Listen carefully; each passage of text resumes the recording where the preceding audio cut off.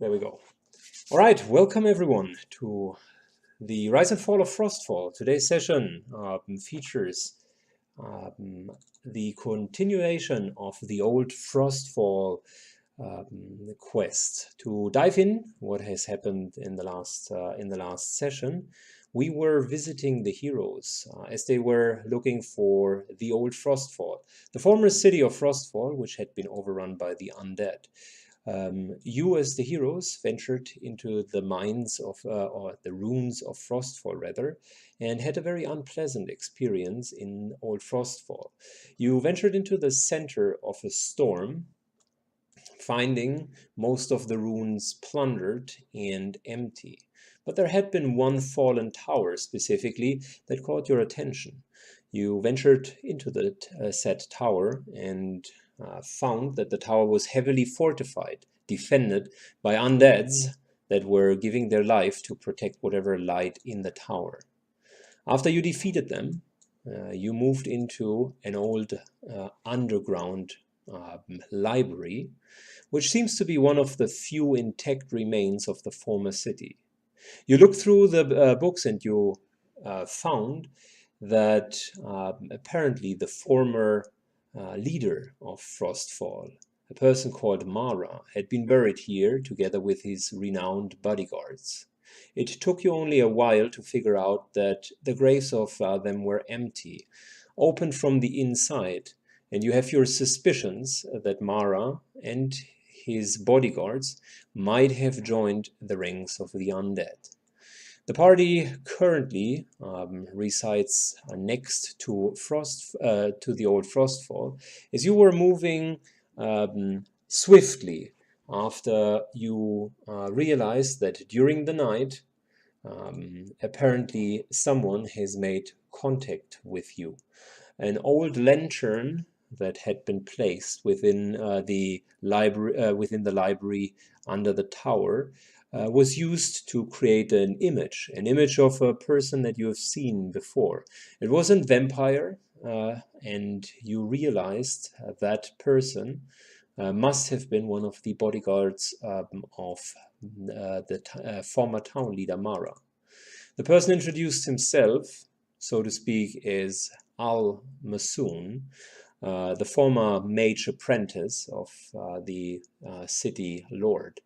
He had a short dialogue with you, and you realized that, very unfortunately, he seemed to be not happy with you taking residence in the tower. So he decided to send in some of his undead forces, which you dispatched in a very intense hand-to-hand combat. Knowing that you cannot withstand another one of these combats, you fled to the southern parts and tried to find some rest overnight. The interrupted night did prevent you from preparing and meditating enough to regain your spells, so you find yourself currently next to the old Frostfall. Our story continues as we zoom in into this kind of um, yeah, remote, barren location, a former swamp that mostly has been frozen over. It was a very uncomfortable night, and the usual coldness was this time accompanied by a strong, almost a massive wind that almost didn't let you sleep at all. You were very worried that another patrol might catch you, so you paid extra attention. And during the morning, after you reflect, most of you feel exhausted, and you see the worry on the faces of your comrades. It is you, Haroon, war mage of the group, who feels like speaking about a topic that hadn't been addressed yet. You you looked at the uprising sun in the morning, realizing very much that you currently are on a timer. It is day 36 of 44 days. You have merely 8 days left over, a little bit more than a week, until you know that the invasion of Frostfall might happen. So you take it upon yourself to speak to the others.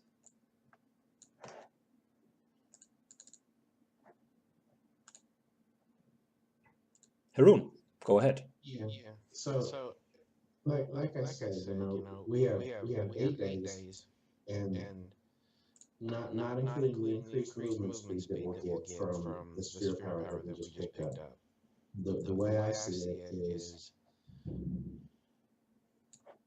if we if we go to the Dwarven Stones and solve the riddle, and then turn around and come back and go to Bitterwater, then we'll have exactly 2 days to clear out Bitterwater, or to burn the corpses inside the Bitterwater caves in order to give us the additional 16 days. Or we can skip going to the Dwarven Stones and go right back to Bitterwater Caves, which would give us essentially a 3-day buffer. Well, it would give us a 4-day buffer, because at the end of it, we would have the 16 days that we need, which would then give us enough time to go back to the stones and go from there. But there's really not enough time to do anything else.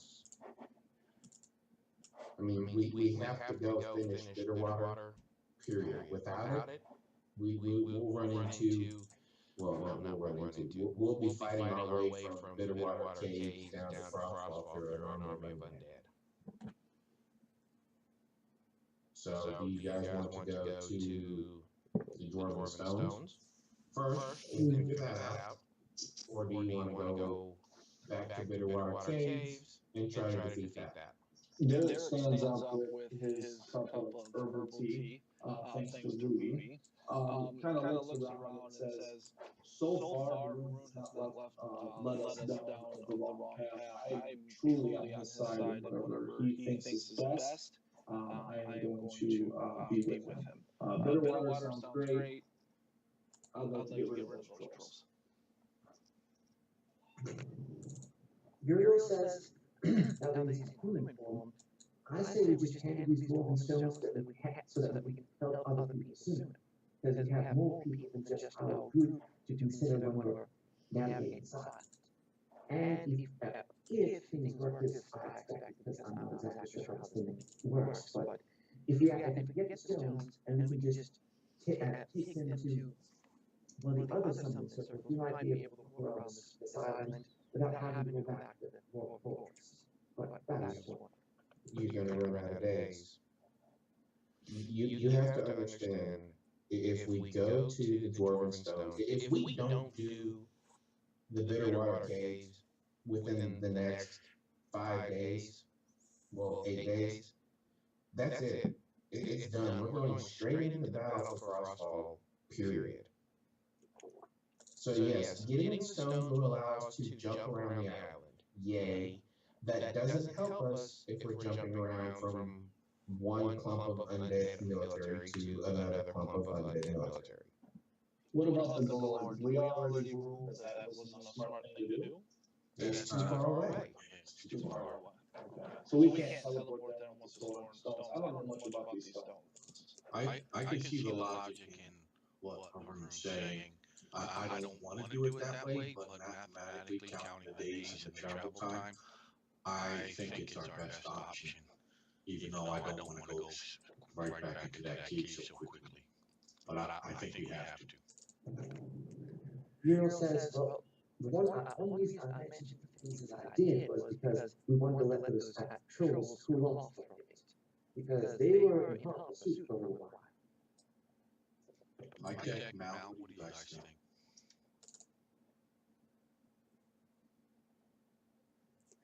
So none of them answers right away. Kind of Salutis looks at both of you. The elsewise friendly underling is seems to be very concerned lately. He stands at your side, Ilias, and he pulls out the map and basically says, "I can certainly see what he's saying.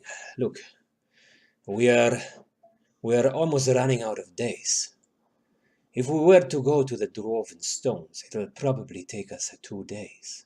At best, there is a massive glacial mountain in front of us, and we don't know what's happening. On the other hand, it'll take us maybe a day of harshly pressed marches towards the Bitterwater caves. And we want to destroy the skeletons in there, to make sure that we get enough days. As for your question,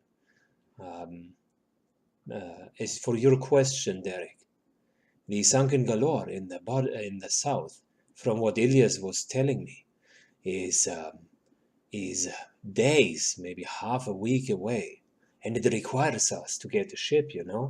I haven't seen one in a while. You gentlemen were telling me that the whole city that you call Frostfall is maybe not having a single ship. So either way, we are running against the clock. I would be helping whatever you are deciding. And of course, Ilias, if your heart is truly thinking about the Bitterwater caves, then my sword shall assist you. Heronius will get our ways. Thank you, brother. Derek nods his head and says, quite a bit of logic in his statement. At this point, I think we're just going to make a decision. Bitterwater Caves, everybody, good? Like he's meditating, listening to it all, and staying awake.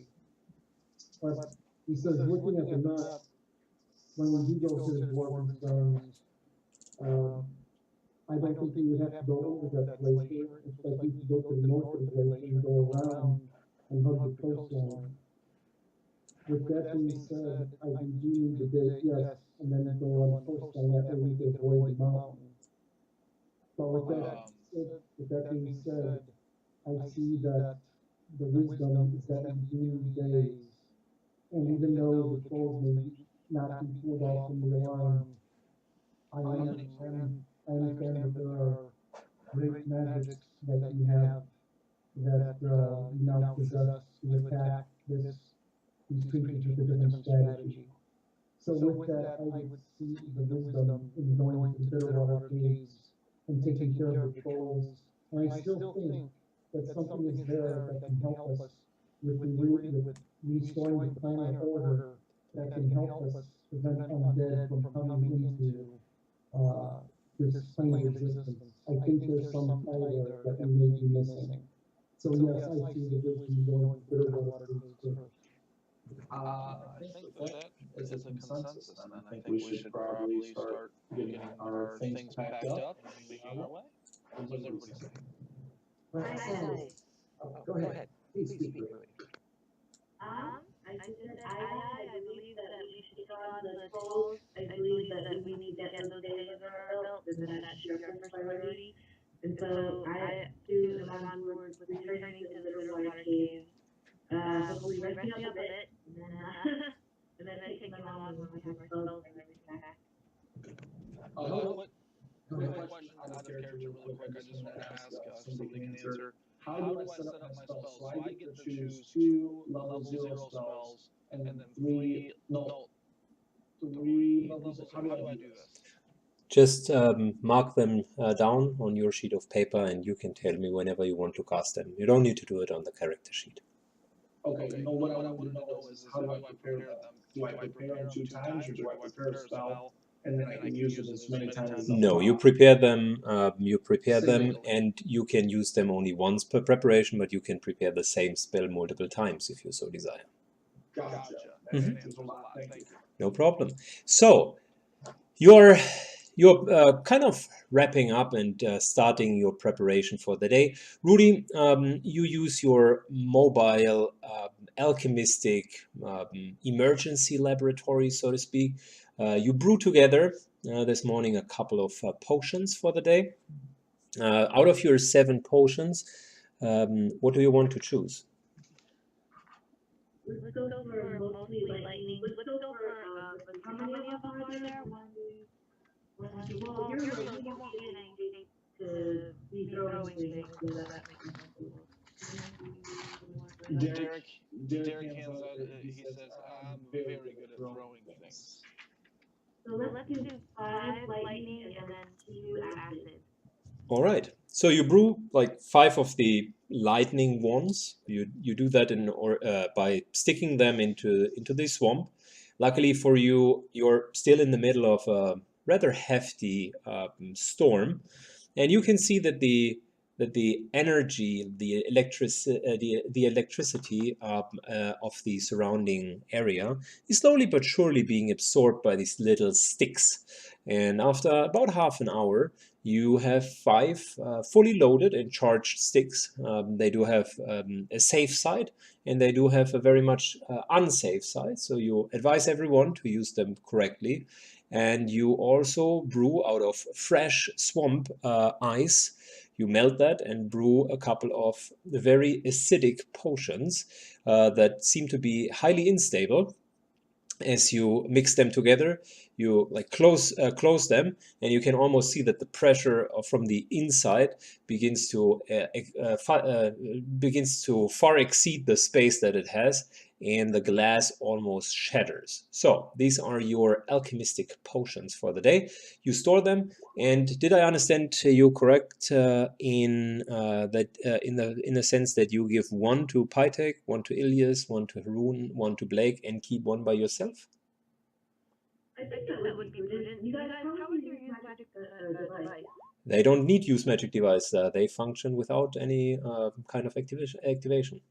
Awesome. So everybody should, yeah, I think everybody should have one just for, what do you guys think? I can tell you right now that Derek is extremely excited about it, and his smile is gleaming, so he will take as many as you give him.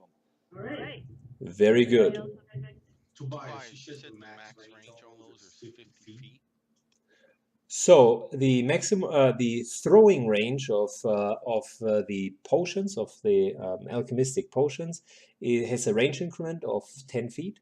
So in maximum, you can throw them up to 5 times of the range increment, which is 50 feet. Yes. Okay, well, I like to give somebody else mine, preferably with a high dex. Let me look. That was the one for the. That was the one for the. Wait a second. That was the one for the Tanglefoot bag. So the acidic flasks do have indeed also the same range increment. So yes, 50 feet. What about the wands? Because I'm giving them wands. So the little ones that you prepared will like reach out 20 feet in front of you. It's basically like a pistol, you can almost imagine, these little like lightning sticks. As soon as you begin to crack them, they will unleash a massive lightning in front of you, 20 feet long, 10 feet wide. So you don't really need Dex for the wands. You No. would need Dex for the acid flask. Yes, for the acid flask, you would need it for throwing, yes. The only thing that, I mean, I have a pretty darn good Dex, but I won't really be in within like 10 feet. But I can see why. I mean, I do have good Dex, so I'll take an acid flask as a backup. What? Oh, go ahead, sorry. Oh, you're okay. I'd definitely take an acid flask over a wand because I can throw it probably a little more accurately. Okay. I've got a question. Number one, I say to Judy, thank you. You know, I will take anything and be grateful for anything that you would want to give to me. Is there a possibility, though, that you can take that acid flask and can you adapt it and put it on the tip of one of Derek's arrows so that he could shoot it? Oh, I see what you mean. Yes, that definitely would be possible. It would require some modifications, and effectively, what it would do is it increases the range, but Derek would get a massive penalty to hit something, which is fine. Like it would probably be, it would probably still be very good for him. Grinning very widely. He likes the way that the group is thinking. Well, I'm gonna give Rudy back both. I don't need them. I'm not gonna be holding anything else but my sword and shield, and I'm not throwing anything, so I'm gonna give it back to you. I'll use them all.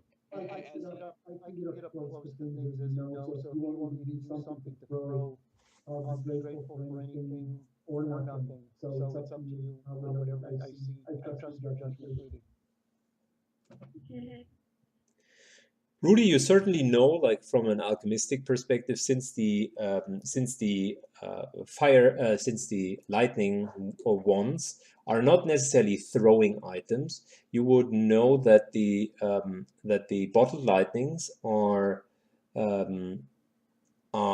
more suited for melee combatants. Okay. Then I'll give one to Uriel, and I'll give one to Zach. I'll keep the one from Peter. Haroon, did you want to take one?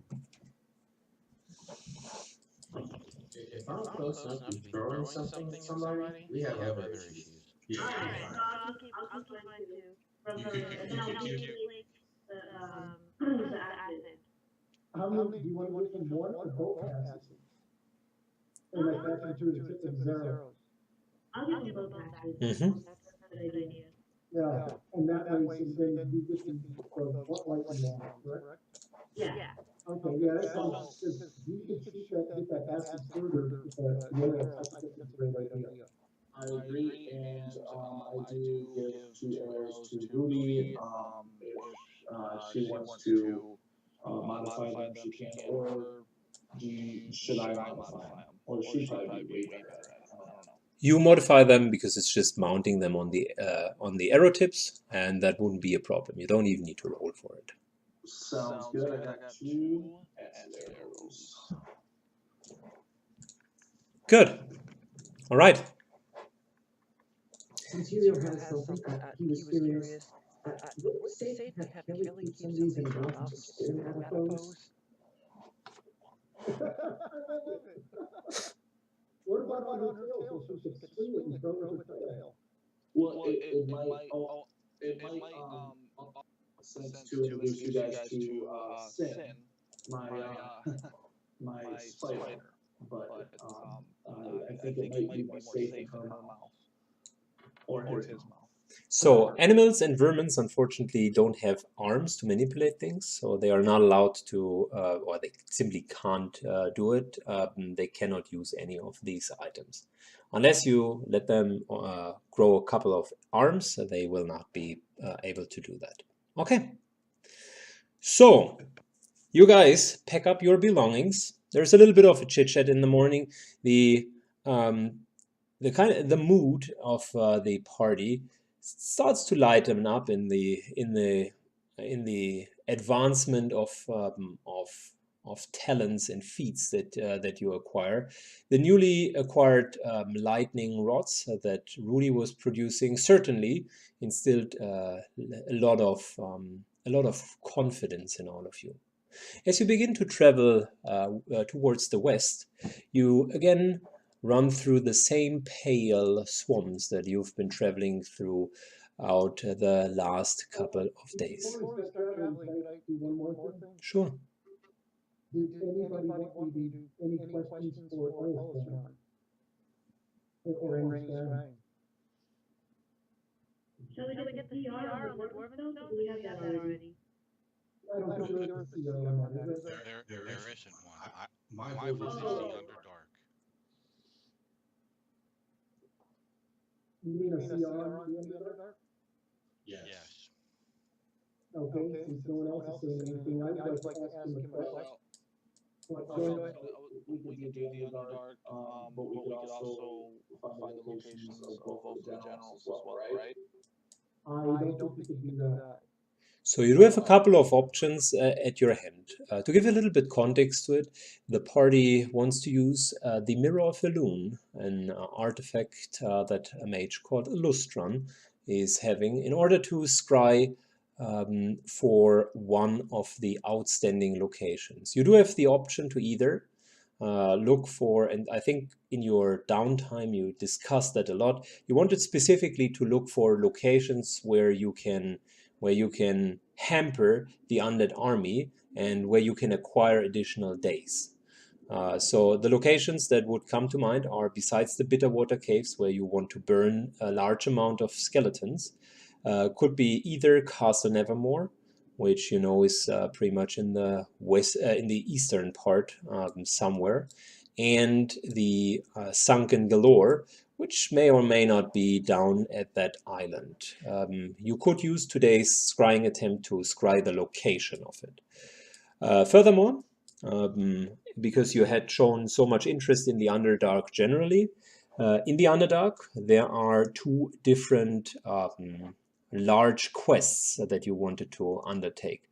The Underdark village has two separate quest lines which you could scry for. One being the lair of a Mind Flayer prince, who you already know is there, and you already know that it is in the Underdark.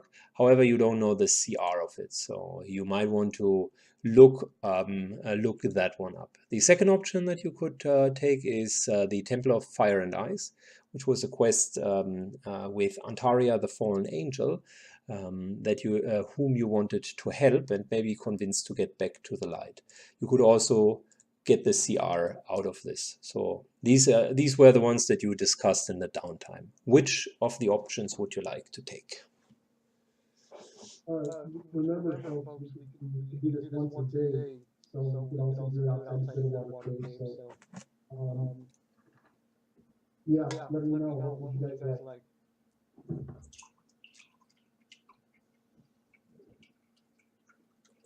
So Haroon already said he would like to vote for the Illithid Prince. Anyone else with any other ideas? I'm fine with that. Either quest. Yeah, I agree. We're gonna get them both anyway. So one, let's go with the prince, and then while I have Alistair online, I would like to ask him something about what we uncovered in Mara's diary. Good. So you begin to use your ring that Alustron has given you. In front of you opens a little tiny, almost translucent green portal. And you see the face of this time a little bit tired mage. Alustron seemed to be sleeping not so well. His hair is not well done for the first time that you've seen him, and his eyes are almost completely red, as he must have been staying awake for hours and hours. He looks at you, clearly burdened by whatever plagues him, and says, "Well there, Pytek, you are contacting me again. What is it today?" Are you good enough to talk right now? You seem stressed and very, very tired. Would it be best to contact you tomorrow? I am fine. I thank you and appreciate your thoughts about it, but it is really nothing other than my fear of everyone dying in less than a week. Well, I have some information for you. Number one, we'd like you to scope out the Underdark for the alien prince.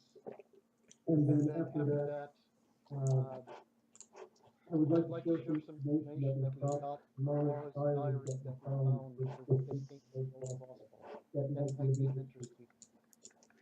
Would you like that first? Yes, please. To make a long story short, through the Mara's diary, Mara talks about when he was at the old hidden crypta about that small spider statue that we also found. He believes later on that the statue has a connection to the shadow world, and that he believes that he did not have the divination spells to uncover the powers of that statue, and that statue could actually help lift the veil of Nevermore and do a lot in some ritual that I believe you may be preparing, that Mara was trying to prepare. Is this something that we need to get to you? That we need, or can you send someone to get that statue? Is this important to the story? Oh, I see. You have uncovered the statue. Well, I've held it in my own hands, and I couldn't uncover its true potential.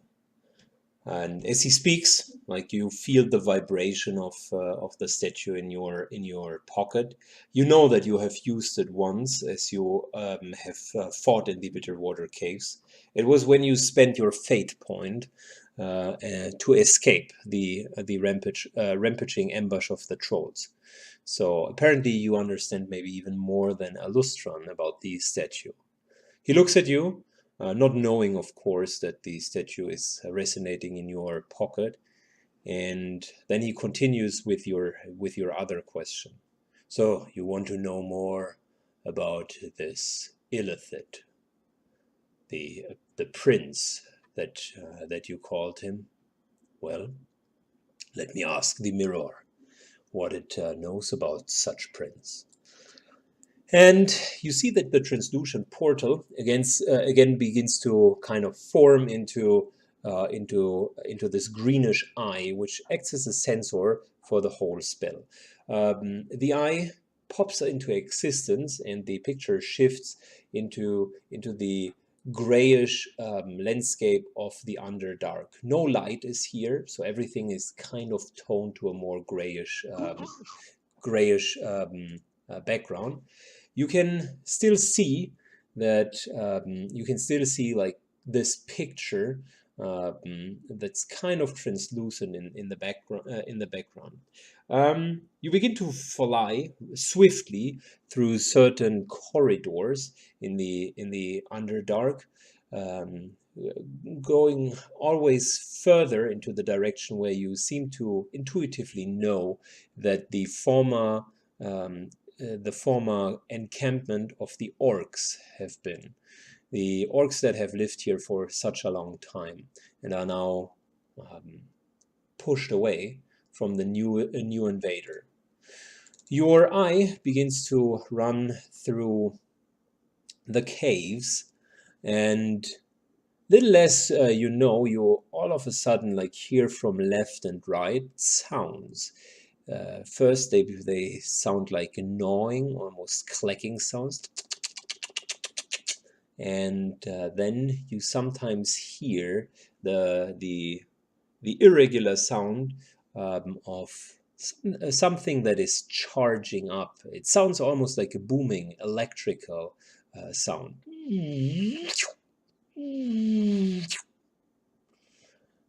And as you enter through the next hallway, you begin to realize what you just heard, partially springing into existence, and then somehow defiling the laws of physics themselves. Seem to be massively large, wide bluish spiders that are springing in and out of existence, almost as if they were teleporting from one spot to another. Your eye begins to try to evade most of them, left, right, just to enter like a larger compound. The compound here has stone walls. The walls have newly been shaped as if someone would have carved them. You see massive carvings in the walls, and the walls themselves, after having been straightened, were then finely carved by someone with extraordinary craftsmanship. You can see that at the walls, multiple signs of skulls and tentacles, usually heads with at least 4 to 5 tentacles, have been carved into, and you feel this intense shiver over at your back, running over your whole spine, as you realize these are clearly carvings of the Illithid, the race of the Mind Flayers. Yet you haven't seen one, and you press further with your eye, and almost when it stops to lose its connection to you, you see a large room where hundreds and hundreds of webs, spider webs, almost make it impossible to penetrate what's behind that room. Inside of the webs, however, there seems to be some sort of an entity that is moving. First, you think it is a cocoon of immense size, probably 12, maybe 15 feet. But then you realize it's not a cocoon, it is more a humanoid creature that is fully wrapped into spider webs. As it moves, seemingly unhindered through any of these webs, you hear this carving sound again, as the creature seems to have noticed the intrusion of the eye. Creature that you can see has many strands towards it, and seems to be completely wrapped around in these web-like strains. You do not make it until the prince, but you get a certain feeling of how difficult a challenge here would be. And with your knowledge and your combined efforts, you would assume that the Underdark questline from the Illithid Prince is probably around CR 8.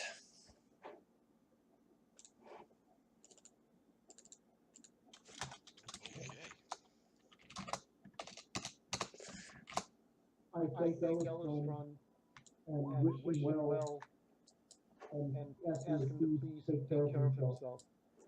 And I will contact him again tomorrow. You see that he nods, clearly exhausted, and the portal closes. Anything else that you guys want to do in the morning? You now found out that the Underdark is in a reasonable challenge level. So, what do you want to do?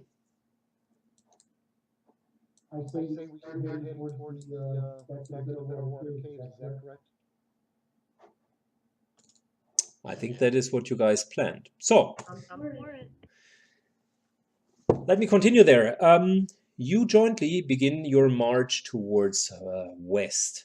The swamps are all that you've seen for days, and you begin to march towards the Bitterwater Caves.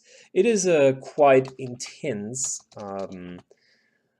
march over almost a full day, and I would say about halfway throughout the day, Uriel, it is you who discovers that there are footprints, like on the brink between the natural border of the swamps that you are currently, where you're currently in, and the highlands of the Bitterwater Caves, a more mountainous region.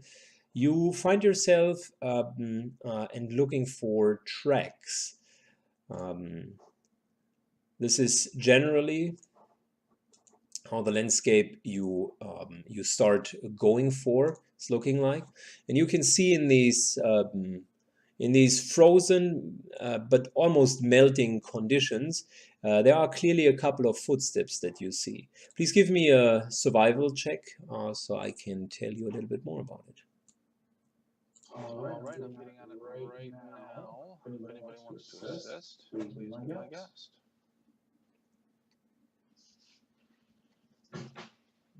Well, I don't know. I might not need it. 20? Good job. Thank you. Since Uriel has seen it, he would call you, Derek, and you would jointly assess the situation. You see at least 4 pairs of large humanoid footsteps. They are very similar to the footsteps that you guys have seen earlier. It were footsteps of the trolls. So whatever has happened here, you can see that these footsteps are rather fresh. You assume they happened within the last 1 to 2 days.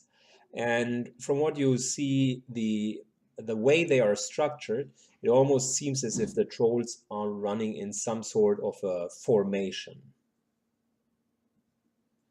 Well, you guys, I just want to let you know that it seems as if we might have some trolls close by. As I point to the footsteps on the ground. Are the footsteps moving towards the Bitterwater Caves or away from the Bitterwater Caves? Actually, they move from the south to the north. So alongside. I wonder if they called for improvements or something. Well, Josh, Seems to be indicative of some kind of a patrol. You would think that it is very likely that this might be a patrol of some sort. Yes. Yeah, I agree with that. well, let's follow them and stealth them and kill them. Yeah, let's nod and say we did. A patrol's going to be anywhere from 6 to 10, give or take, common sense. If we jump on 6 trolls, this will be over before it starts. We can handle 4 max. Sorry. But Tobias said it was 4. Yeah, There's it a was difference. four. It was four sets. So I think maybe we should track them, get rid of them. That'll lower down the amount that's left in the. And we're probably going to want to let them know because they probably are trying to alert all the others that we are either coming back or something of the more. So we're going to want to probably catch them regardless. I see your point on taking them out before they get back. However, if they are out, instead of wasting time hunting them down, if we went straight to the caves, they still may be out on patrol and will not be at the caves or show up much later. Since we are on a time constraint, I'm wondering if we could just ignore the patrol, let them be on their way, and go straight to the caves. But that makes me think, what was the patrol for? Because maybe they've seen us.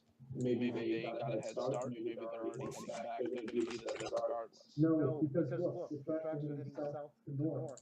We're heading west. If they were going back to the Bitterwater caves, they would be headed west. They are going north. That's a good point. Yeah, we're not ready to fight yet. We don't have any spells, so Rune has a good point. Yes. So Yeah, so that definitely changes everything. So I don't want to go without those spells. No, we need to get closer to the Bitterwater caves, rest the night, and let the spellcasters get the spells back. Okay, well, we get closer and they get a whiff of us. They're going to track us down. Yeah.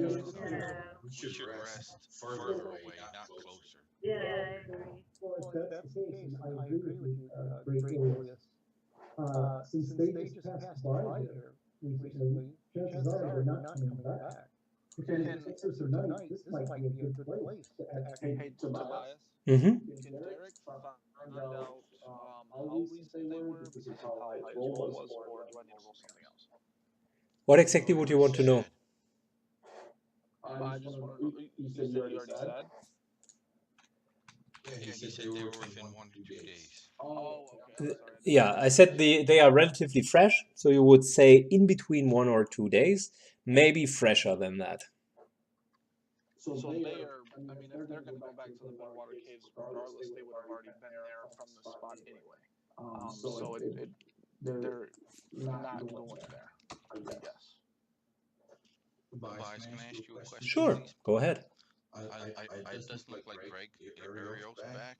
How many times can he wild shape a day? 3 times. Okay, because I was going to suggest that he turn into a bird form and scout out the area, make sure we have a safe place to rest, at least as best as possible. That would definitely be an option. He could do that. I love that idea. Yeah, very good idea.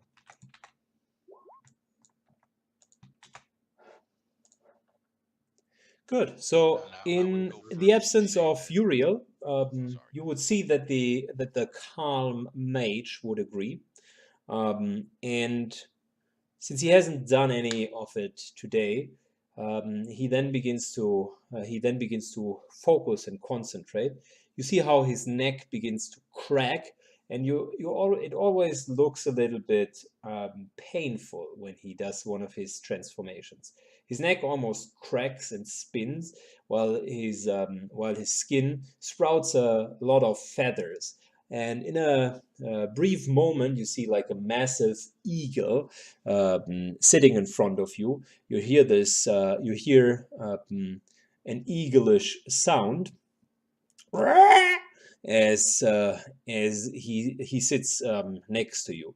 From the pure size of it, it's a rather large bird, so not as large as to carry someone, but just to put it into context, he's probably 4, maybe 4.5 feet tall, which is a very large eagle.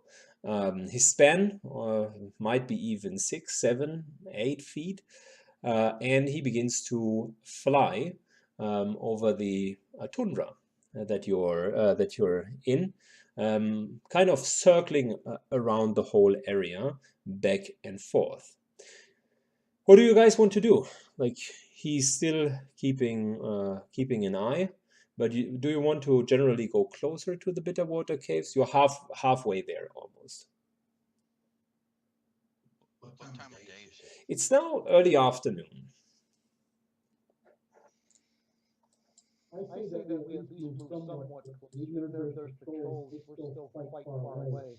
If we can make some time so that we can get and rest, get closer than rest, so that we can hit the caves relatively early, that'll give us a whole day to fight in the caves. Welcome back, Uriel. Just as an update, the party was asking you to shape into the form of a large eagle, which you did. And so, not a giant eagle, but a normal eagle. And you're currently scouting the area. Yes, my response to that is he doesn't have large wild shape yet, but if we're talking about turning into a flying form, his two best ones are Desmond Hunting Bat for 60-foot fly with good maneuverability, or a pteranodon, basically a pterodactyl. I found that Yeah, and both of the forms are really, really good.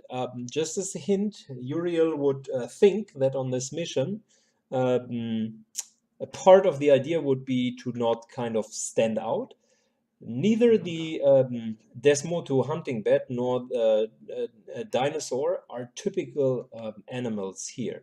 And although you know that trolls are not the smartest ones, your instincts tell you if you would be spotted in any of these forms, there might be at least a moment of suspicion.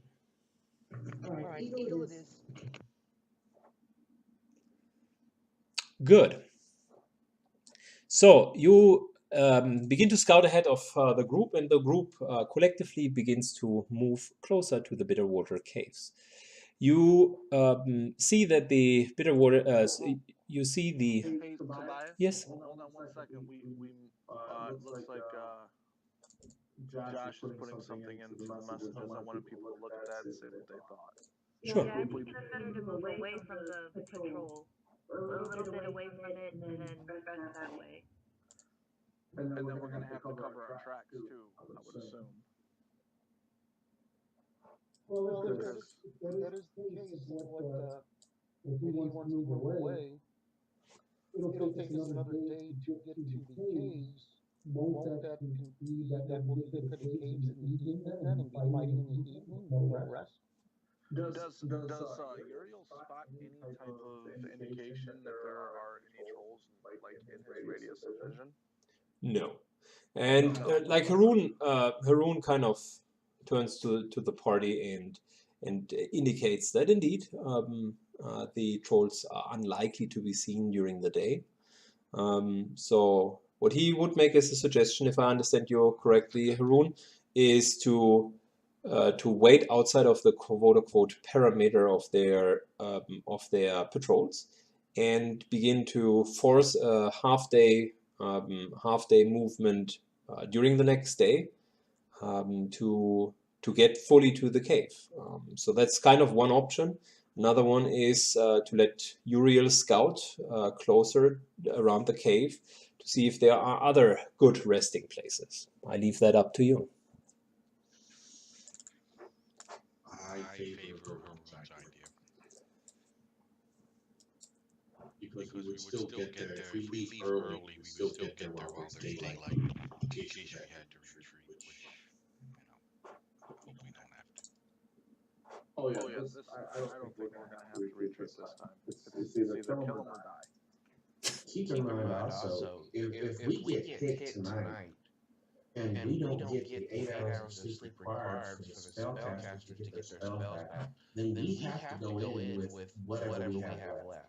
Yeah, no, I definitely don't want to do that. I think my vote, Derek, is definitely going to vote to go back to Old Frostfall. For sure. No, we're not going all the way back. Right. Just 3 or 4 miles away from the tracks. Okay. Good. So if the party wants to do that, basically what Uriel would do is he would fly as an eagle. You would spot the most favorable location. And Uriel, please do me the favor and give me a survival check. I'll give you an inherent +5 circumstance bonus for kind of having a really, really good overview and also knowing the area quite well.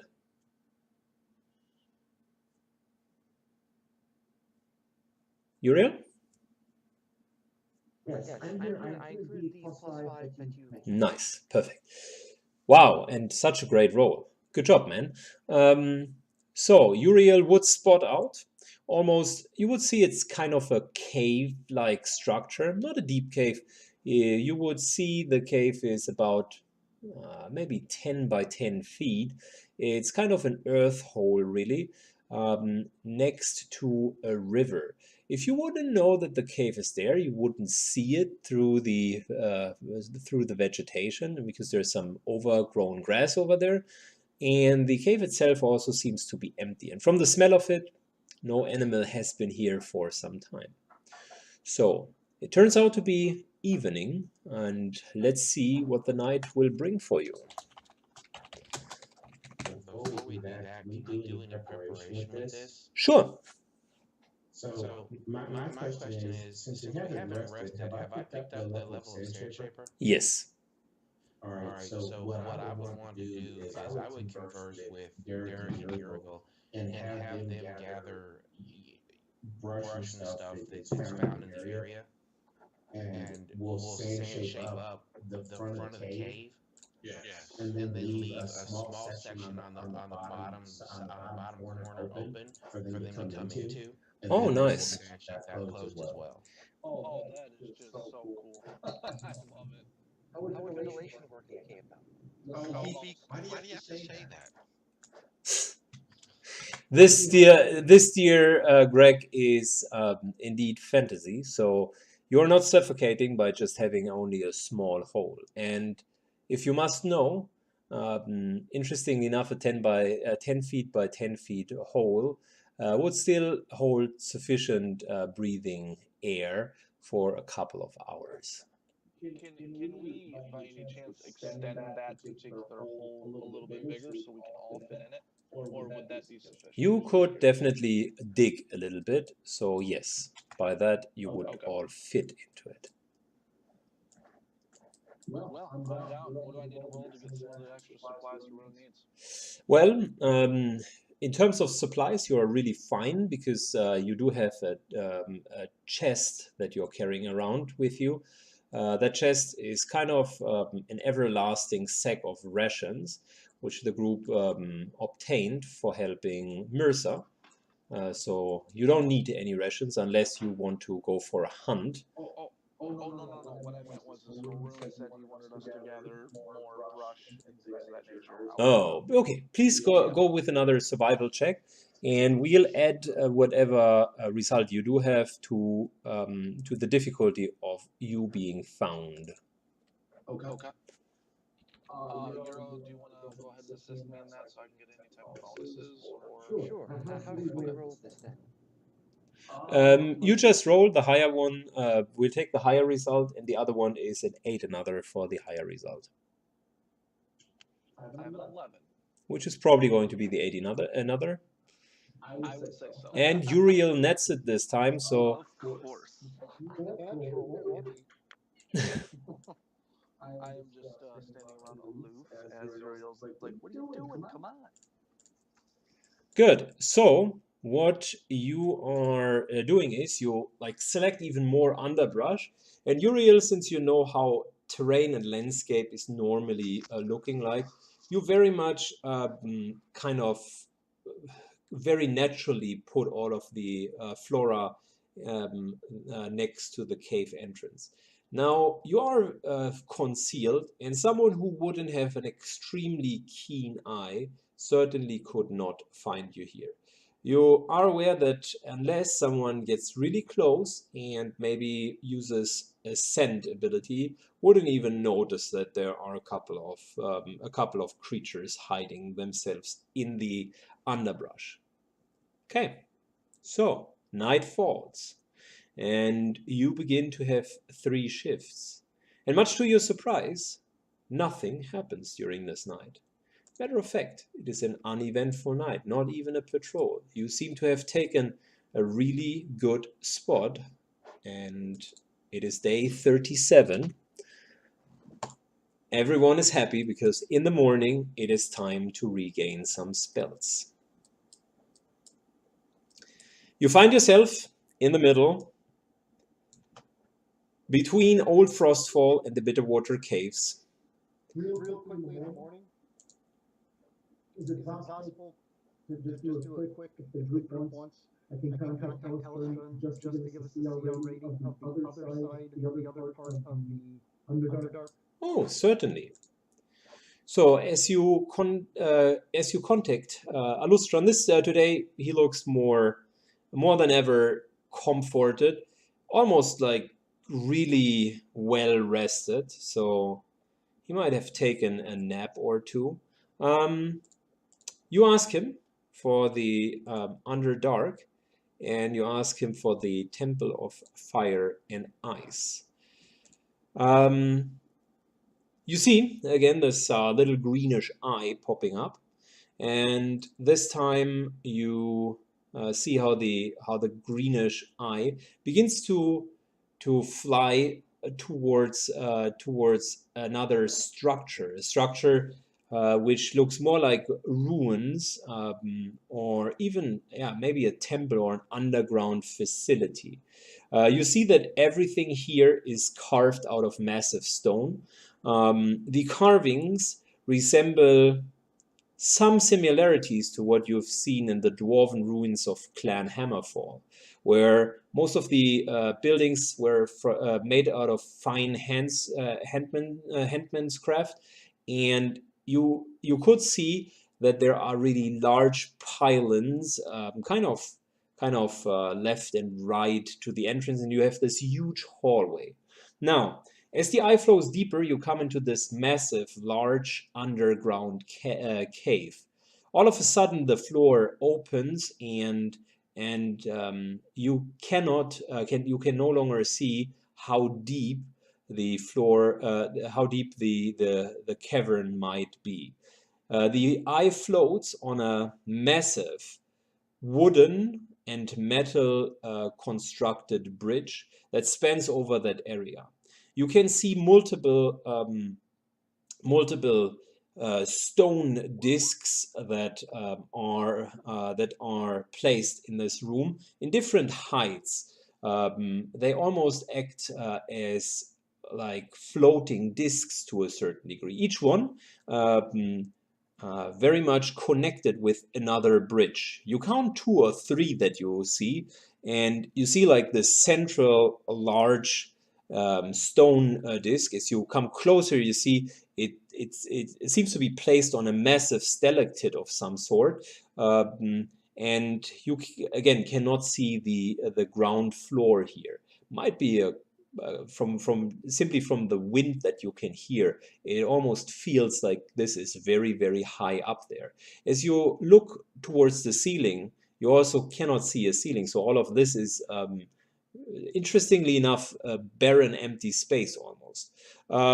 You fly with the eye towards the center location where this huge where this huge area is, and you can see within that area signs of blood on the floor. As you come closer, you cannot smell anything. There's no olfactory feedback when you use the scrying, but you can clearly see that the whole floor is massively watered by blood.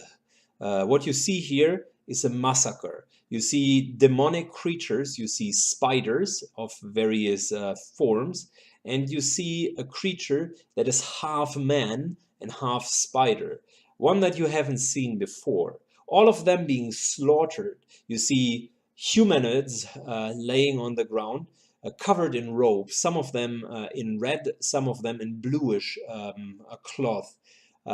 Most of their throats being slit through, but you see also mutilated corpses. In the middle of it all, there seems to be a massive summoning circle of some sort. The runes are still glowing, like pulsing with energy, and you feel or you get the distinct feeling of crackling energy in the whole area. You see uh, no color really, but you would guess if it is one color, it's something around beige or yellowish, maybe brownish dust fog that is coming out of the circle. You, Uriel, identify it as sulfuric acid, usually dust that is being created when summonings of demons or devils are happening. Whatever has been happening here, it was maybe related to an underworld summoning. By the size of the summoning circle, you see that it exceeds your own personal capabilities of summoning quite substantially. And you can see in the middle of the circle footsteps, as if someone or something has burned straight into the earth itself. It feels like the stone here is almost ripped away from whatever heat or acidic being stood here. You can clearly see the footprints, two footprints of a rather large creature. From the size of the footprints, the footprint itself is maybe 4 to 5 feet long. So you can nearly lay yourself into it. A small creature would certainly fit into it. And you can see like it almost goes down into the stone itself. The footprints are still the stone around the footprints is still seems to be heated up to a certain degree, and you can still see the stone is almost reddish looking, as if it is hot. Far in the distance, you can hear clinging sounds of metal above metal, as if there would be a fight in the distant future, in the remote distance. And you can see that's the last thing that your eye catches, that a large band of creatures seem to storm at a lower platform further downwards from where you currently are, seem to storm into the entrance of the temple. A fireball is being hurled, lighting up the whole area, and you can see a creature with wings flying over the whole area, wielding a large sword in its hand. That is where the whole vision begins to go pitch black, and you begin to wonder as of what exactly is going to await you there. From your experience and what I told you, the professional characters that you're playing would estimate that the challenge rating of the temple is probably between CR8 and CR9.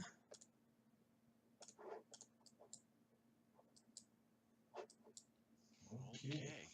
Can Alistair use one of the books, either Planes or Religion, to tell us what type of demon it was that we saw flying up there?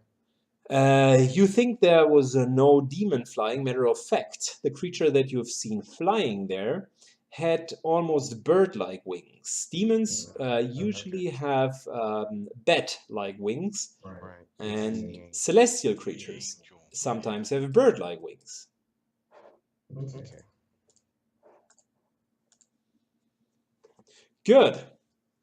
Well, you begin to dig yourself out of your self-dug hole.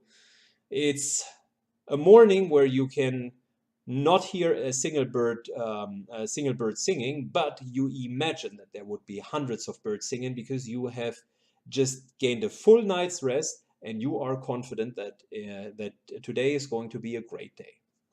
The party begins to venture. The eastern parts of the highlands that you are now looking into begin to, Can yeah. can I just ask, because right now it's showing that I'm at 27 HP. Does that raise my hit points at all? You should go into your character and maximize your hit points because you will use the healing belt and your healing items to fully heal you. So Okay. I just want to make sure. yes, that's a good question. So the party begins to venture. It is time to go into the highlands, and you like begin to go into these mountainy structure, into these mountainy areas. From the high passes that you're walking upon, you can take a first look towards the northern shore. A great look where you see the ever wide space of the water that surrounds the island, but you also see a wall of clouds basically distracting your view from afar. It takes you another half day, and it is again midday. We're now at day number 37. Wait a second, let's double check. I think we're at day number 38, right? So we started 36. No, it's 37. Yeah, you're right. So during mid of the day 37, you guys begin to reach the Bitterwater caves.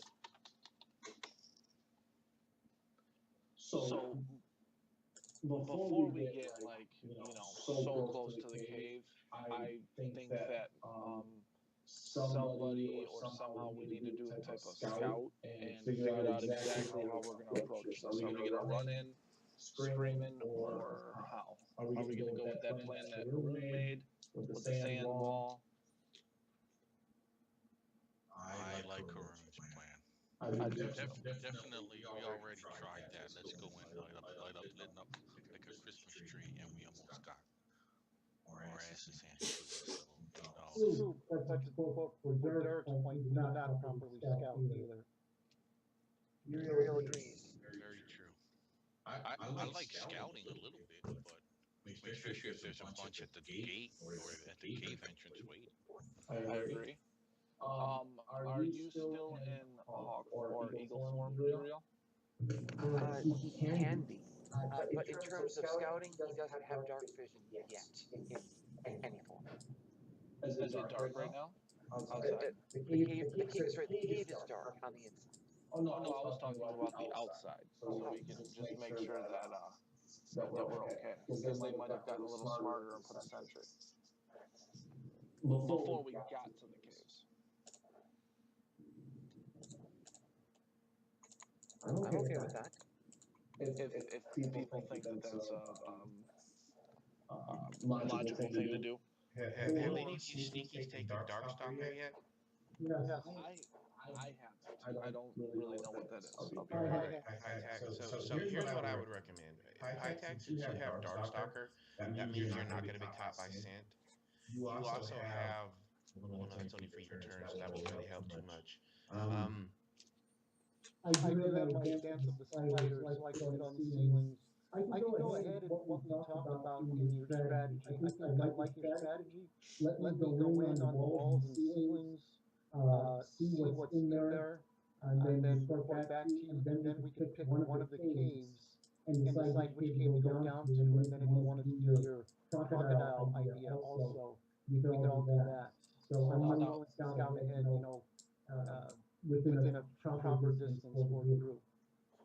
Well, Do you? let me stop you there for a second because you have Darkstalker already.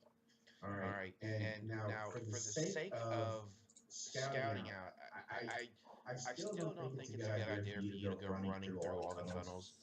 But that being said, it would be good for us to start out with. It would be good for us to start out to see if, like Derek said, if there's a sentry. And to that end, you can have the scroll of invisibility that I've been holding for a while now. Use it with your Darkstalker, that will give us a pretty good picture of how things look within the cave. Once we get inside the entrance of the cave, we can move forward section by section and kind of check it off as we go. Perfect. How long do you want me to stay invisible? And how much do you want me to scout out the caves? Because I take that invisibility once when I strike something or so it's gone, correct? Correct. So what I and this is just my thinking. What I would say is, if you remember from the last time we went in, there was the two big paths that were straight up on the map. There was that little path, and then there was that larger path off to the left hand side.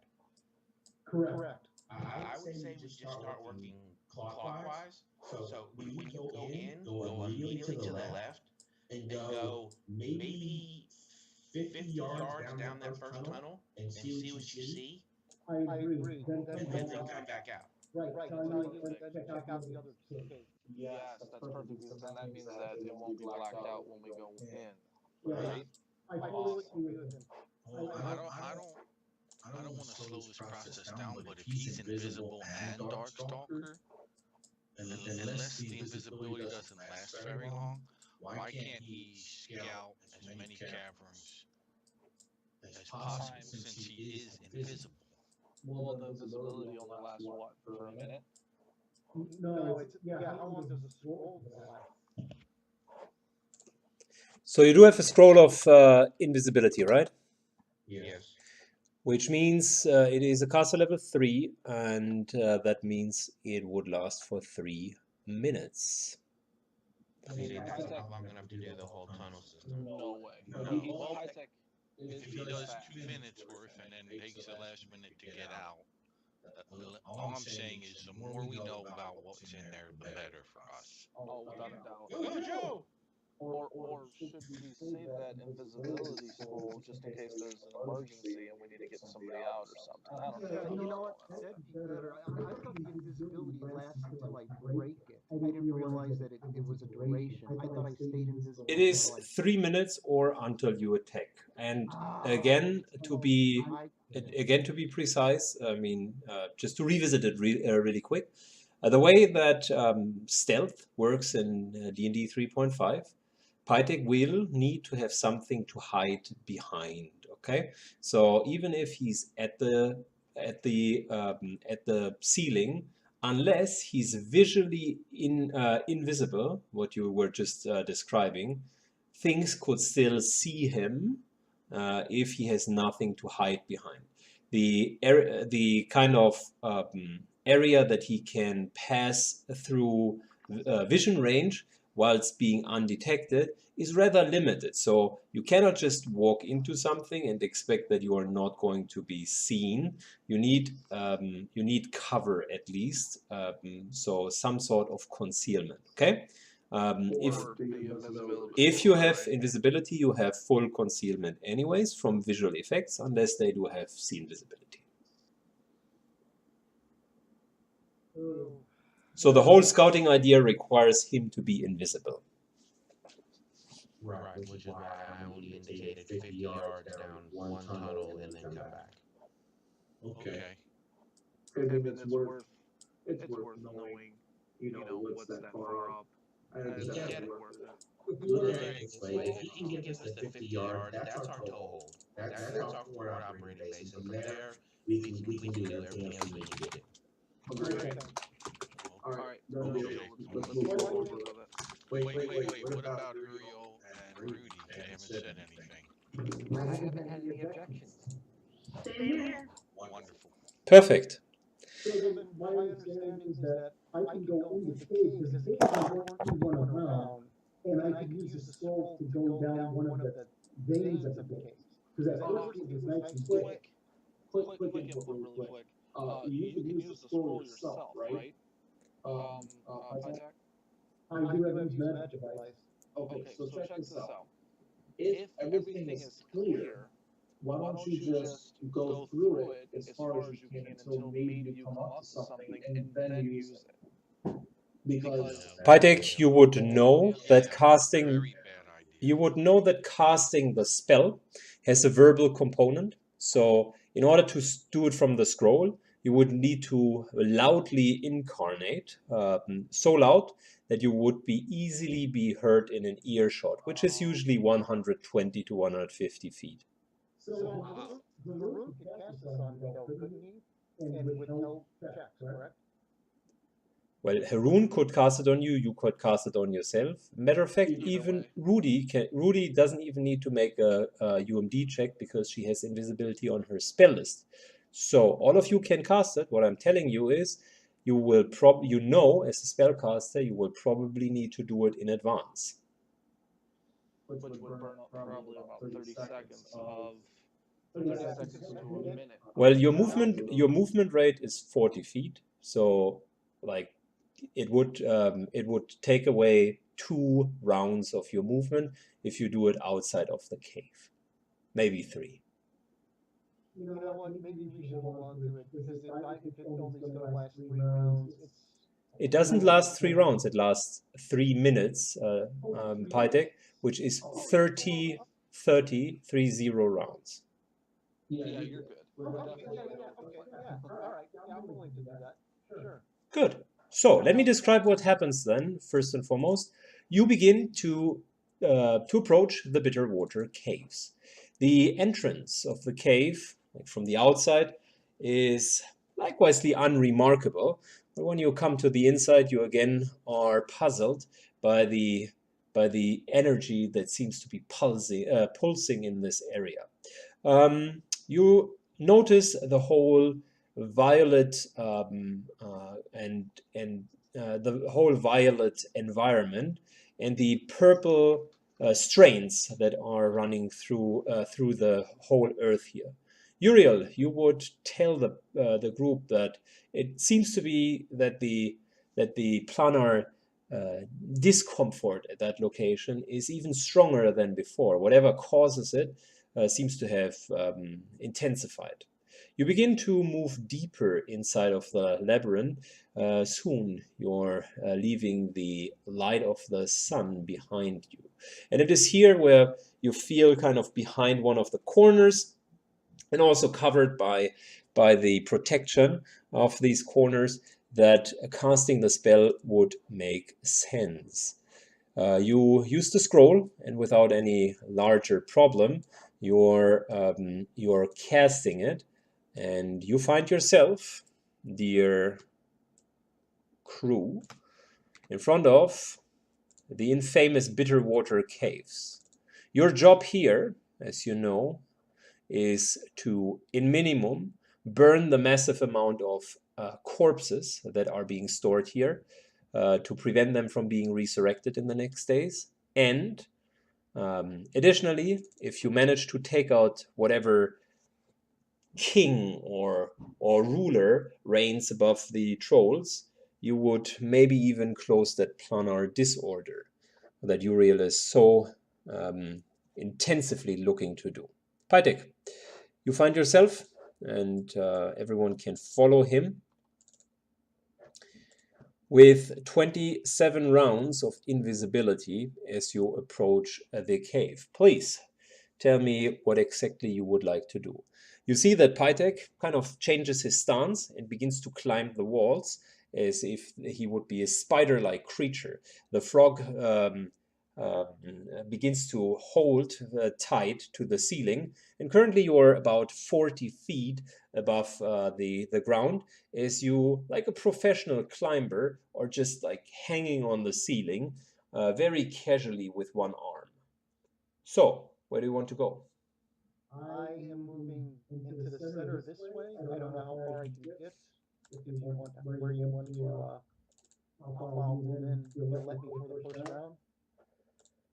Right. So you move exactly there. It's in the first round. Please tell me which way you want to go. You do have 30 feet vision. 60 feet. 60 feet of blind sight. My bad. I got 60 feet blind sight. Good. I am going to start moving to that left, the big to the left, that cave. So you want to further go to the left. Yes, and look for that the cave, that big cave, and go down that cave. Good. Let me give you some more sight. So, please go ahead and show me where you would want to go next. Okay, I'm going to be now in the corner where the ceiling, and I know it's rounded and it's rough. Right. I'm going to try to get some concealment in the corners where the ceiling involves me, so I'm not like hanging in the ceiling like a chandelier. Good. Give me a couple of stealth checks. I will use them as appropriate. So a couple of hiding checks. Since you're currently invisible, you get a plus 40 bonus on your hiding. You can just add that to my check here. Yes. Just for your info, and if you move with normal speed, like normal movement speed, which is 30 feet, you get a plus 40 bonus on your hiding. If you move with a double move, the bonus reduces to plus 20. A quick question. I'll go at the plus 30. I'll go slow and get the bonus. Okay. So you want stealth and hide? I want only hide for now.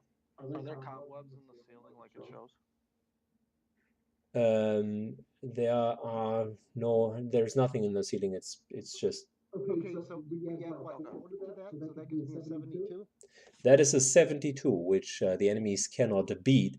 As you move closer into the cave, you see that there seem to be two trolls standing there, kind of bumping their torsos against one another. They seem to be in some sort of a sportive, almost fighting contest. Even for you, who is a martial artist, it looks quite brutal. Ooh. So they're not paying attention to me. They don't see me, but they definitely are there. They seem to be distracted, that to say the least. Yes. Okay. That being said, then 10, 20. I could move 30 feet. Yes, you can move 30 feet. Okay, standard action. I am going to teleport from the ceiling to here and hide. Okay, so you begin to teleport from one place to another. With your mental focus, you disappear and appear on the other side. Shortly after you did that, your vision expands again. And Can I ask a quick question? sure. So right now, Pytek only sees this. In order for us to know that this is like this, he would have to report back to us physically, correct? Yes, that is correct. Okay, I just want to make sure. Good, Pytek. What else do you want to do? No one seemed to have noticed you. You go completely unnoticed. A little bit of a stealthy mission. Okay. Then since that was my standard action, I will take the move action and move another 30 feet. If you do that, it still reduces your bonus. So. Oh, I thought you said I could move 30 feet and get the bonus. Well, teleportation counts as the same level of movement as well. So by teleporting over there, you already have more than exceeded the kindness that I have given there. Oh, okay. I didn't understand. Okay, so then basically, what do I need to do to continue along that along that wall where the ceiling is? Oh, you can either walk or teleport. That's no problem. You do have. You're not even halfway into your buff, so just tell me where you want to go. I keep moving north.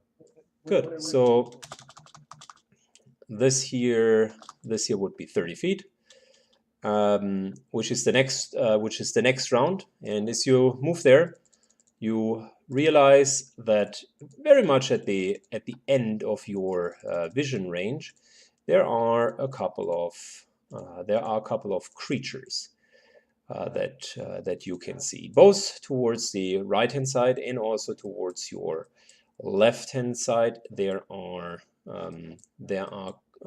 creatures, at least one, maybe two of the trolls almost patrolling there.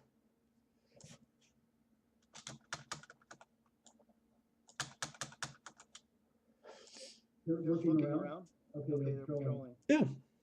Okay, from here, then this is a new round now, correct?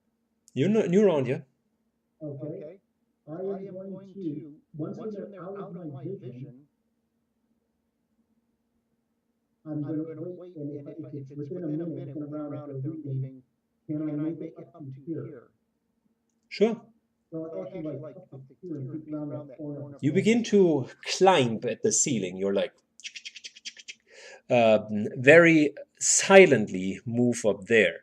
As you get closer, you almost intuitively are slowing down, because inside of the cavern you see like two massive trolls standing there.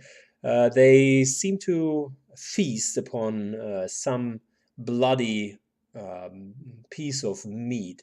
Apparently they have hunted and seem to be eating at the moment. As you look into the right hand side, there are that's a very, very tight corridor, and you can see how the two trolls are standing there, almost as a guard-like post again, not paying much attention into your direction. Okay. With that being the case, I'm going to follow that wall going south that I am, staying by the wall and ceiling, and I'm going to teleport to 50 feet.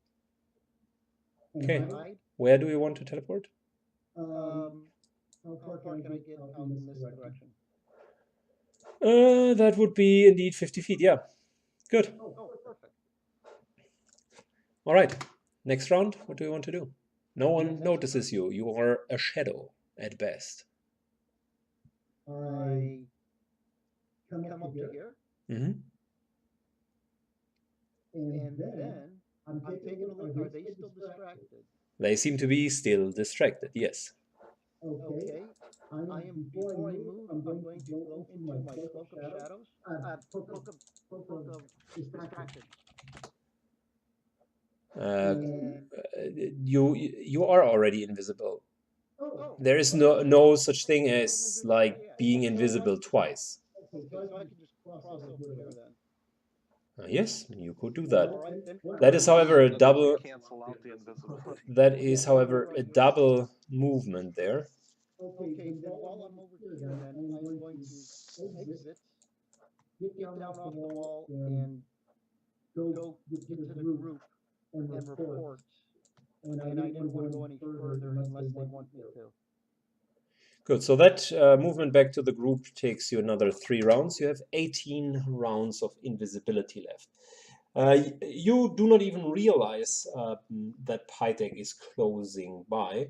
You see, you just hear from the ceiling a very silent voice, where he, in rapid succession, begins to report about at least 8 trolls that he has found so far, positioned at various entrances.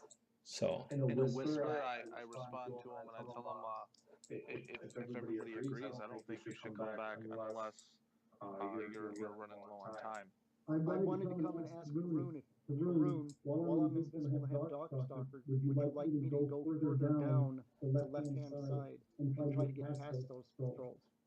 Yeah, that's going to be our best bet for right now, is getting down that tunnel a little ways. Okay.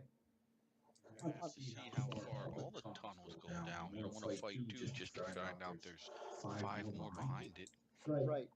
Okay. Good. So You move back and move until your position, and have you're now almost at the halfway mark of your invisibility.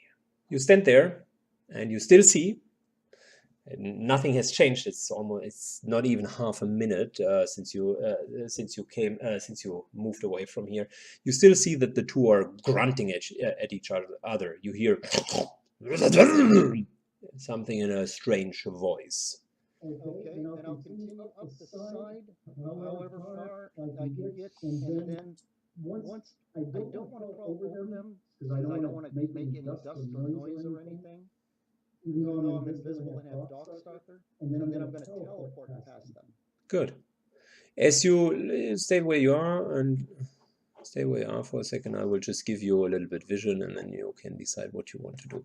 As you get a little bit closer, you can see that indeed there seems to be like another intersection, and a troll is standing over a freshly hunted corpse, spider-like creature, cracks open its sheeting shell and begins to dive its teeth into the innards of that creature. Very disgusting, even from afar.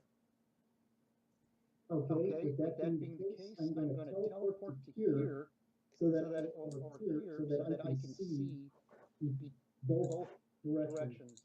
Good. Give me another height check, please.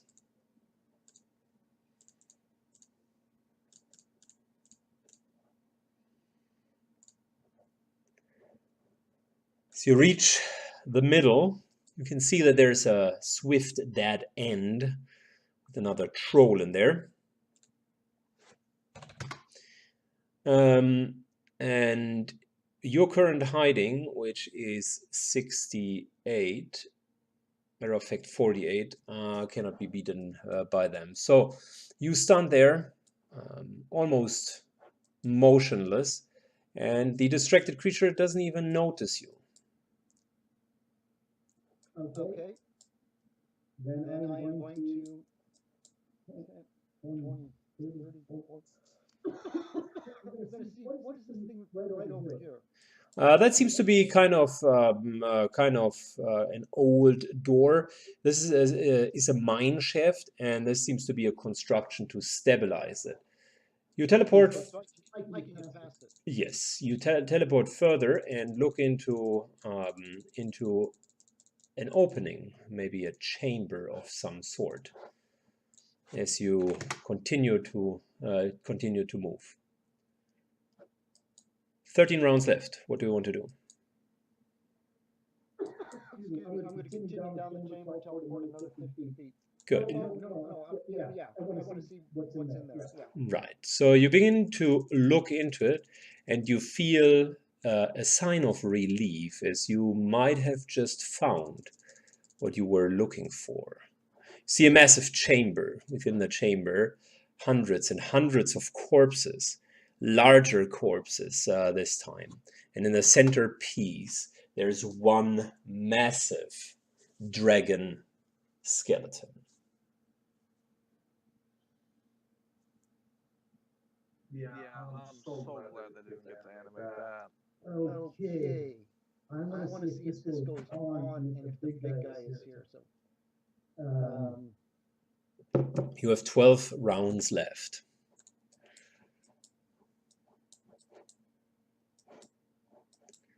teleporting to here. Good. You begin to teleport further in. You you blink from location to location, merely leaving like fine dust behind you, ectoplasm at best. High-tech, how many rounds are you going to need to get back without being seen? You can't really talk to him while he's far away from the group. Yeah, you're right. Pytek, 11 rounds left over. You're in the middle of this like massive room. Where do you want to go? I'm going to teleport to here and look down that area. Shouldn't take that back. Yeah, I just want to check this last point. Okay. You see that there's another way further down into the hallway. God, I love this, man. Now send me back. Whatever I need to do, I'll just keep teleporting back. You want me to do it by hand or? Yeah, 50, 100. That's 3 rounds. 150, Couple rounds. 4, 5, 6. You will need 7 rounds until you get back. Okay, wait, back to where? Back to your group. So could he figure out the amount of time it would take? Can I get back? At least to like, they teleport to here. How long would it take me? That is 5 rounds right there. Okay, so that leaves me with how many rounds left? 5. And it takes me how many rounds to get back to them? From where you currently are, 2. 1, 2, 3. No, I'm not going to chance it. I'm going to get back to the group. Good. You obtained valuable information for the group. You know where everything is. Pytek comes back and reports in. I thank Haroon and Rudy for doing and inputting the spells and for using the invisibility scroll on. I thank him very much. And Rudy does have invisibility. Can't you just do it again? She does not know the spell invisibility. She selected Alter Self and Tongue as her spells. But certainly as she grows, she can go for invisibility as a spell. Gotcha. Okay, so I report back and I look at everyone and say, here, where's the strategy? What's the strategy?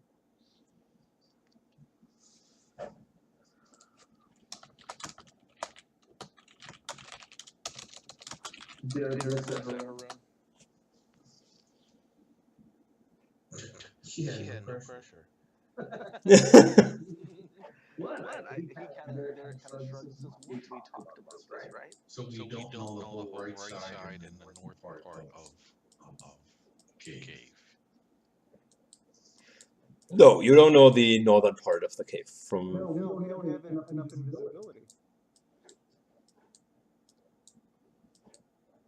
Does anybody have any invisibility potions or anything like that? I don't think so. I don't. we can take a look at the loot that you guys have accounted for. At the moment, the loot is being reduced by the the Haroon scroll of potion of invisibility. Matter of fact, so yeah, that was it.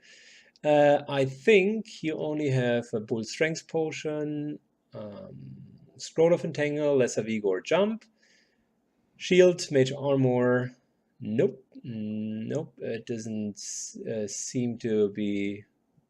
There doesn't seem to be. You do have an one scroll of invisibility, hide from undead, but that wouldn't help here. Yeah, I got that one.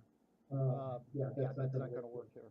So yeah, without any more invisibility, this is what we have. And thank you, that was great. I felt great doing that scouting for you guys. Can we take a bio break before we go get in combat? Sure, you can take a bio break, and I think just go for it. And maybe the ones that do not want to take a bio break, you can already discuss about the strategy. I think ICE are looking at you, Haroon. Uriel, you also seem to be looked at. And yeah, Salutis kind of looks into the round and is all amped up. So now that we're knowing where the enemies are, shouldn't that mean that that we should just go to the left-hand side?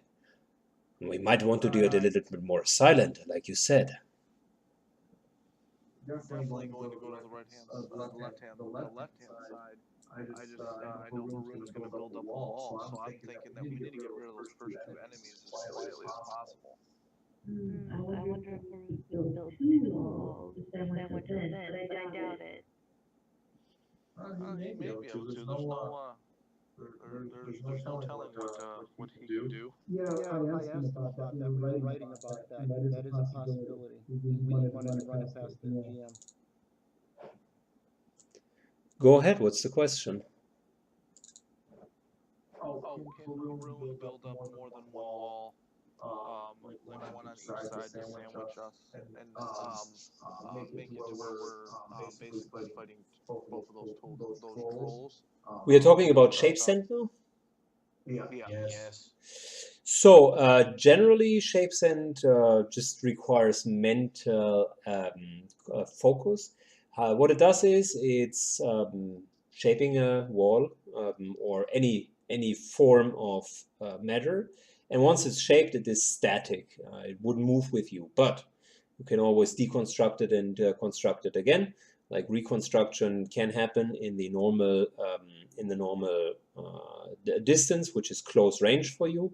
So you could move on up to 40 feet, 40 feet of range, and then concentrate, basically like sucking in all of the sand and placing it next to you. You do have enough shape sand for one wall.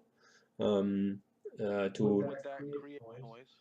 No, the wall itself wouldn't create noise. Matter of fact, it would be probably shielding off noise in one direction. No, What I meant, will they notice the absence of sand, or is it just treated as No, it's normal? additional sand that you bring in. The sand that that Haroon usually has, the shape sand, has a more darkish, almost ashen-like theme to it. Okay, so Okay, it so would it would look look different different than the other walls then? then? Yeah, a little bit. I mean, if someone were to patrol there, they would know, if they know the caves quite well, that They can't see color on dark vision though, correct? yeah, but they would know that the cave entrance is basically like closed, right? So They would know there's a wall where there shouldn't be a wall yes. in their home.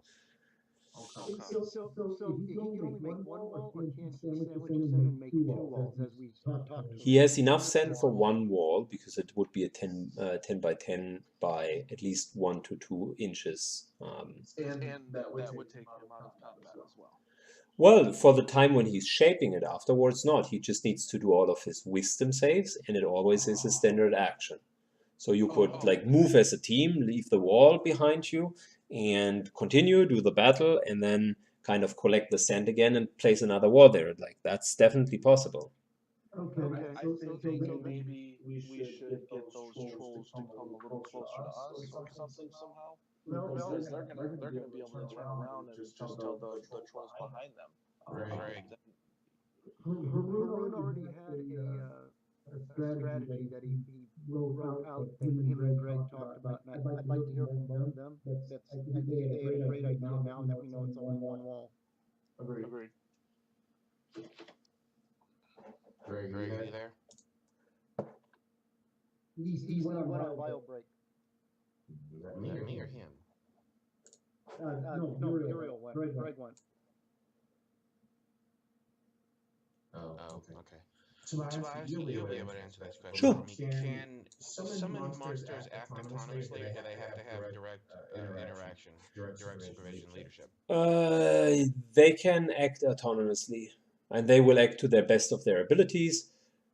So according to their intelligence and how they perceive a situation, they will act as if they deem reasonable. So So here's here's my my honest honest thoughts thoughts at this at this moment, moment, guys. guys. I I know that know we that we want want to to handle handle Uriel's Uriel's personal personal quest quest while we're while here. we're here. But But we've we've also also figured figured out out exactly exactly where where our our primary primary target to target to get get more more days days is. is. What What I would I would recommend recommend is is we we have have Uriel Uriel summon summon in in the the giant giant croc, the croc, the huge huge size sized croc. croc. We hit it We hit with it with bears, well, bears, I'll well, hit it I'll with hit it with bears, bears, I'll hit it I'll with hit it with bulls, bulls, and we and we send it send it this way. this way. And And everything is everything going is to going to go go towards that towards that huge huge croc. croc. By this way, you mean northwards, right? Uh, Uh, yes. yes. Okay. Now, Now, everything in the everything in the tunnel tunnel system is system going to is going to go go towards the towards the walking walking smorgasbord that smorgasbord we that just we just presented to presented it. to it. Because it'll Because it'll feed the feed the whole whole nest nest for for God knows God how knows how long. long. While While everything is everything is going going north, north, we we can can go go down and down and take out take those out those skeletons. skeletons. and make it the swift in and out alpha strike that we really need to accomplish at this point in time to give us the days. And are you saying that once when we go down that you would then create the wall to block the sound? I can put the wall up to block the sound. I don't know with a huge crocodile in the cave system if it would necessarily be something we would need. Well, the thing is, how long is it going to take us to destroy those skeletons? That's what I'm thinking. There's a lot. So you would need to like focus on destroying them. You still have a little bit of holy water with you, and you have a lot of ignitable material that you have gathered specifically for this purpose. So that would be again a task where one of the where the group skill check system would come in. You assume that that the skill checks would be based on survival or any survival themed skills, and you assume that you would need to reach about 100 points of success. It is not difficult, but it might be time consuming. So if all of you work together, your estimation would be probably a couple of rounds. Couple of rounds meaning a handful maybe, to burn everything down and destroy it so much that the skeletons cannot be raised. Okay, screw what I was thinking was, what if we did put up a wall once we got closer in to block off anything so nothing surprises us, and then while you're killing things, there's still that little path up north. If you wanted to remain sentry and watch for anything that might come from the north, that way we would have one side blocked by your wall, and the other side I could be guarding while the rest of you destroy the skeletons. Right, and that little path, that little loop is what creates further problems for us.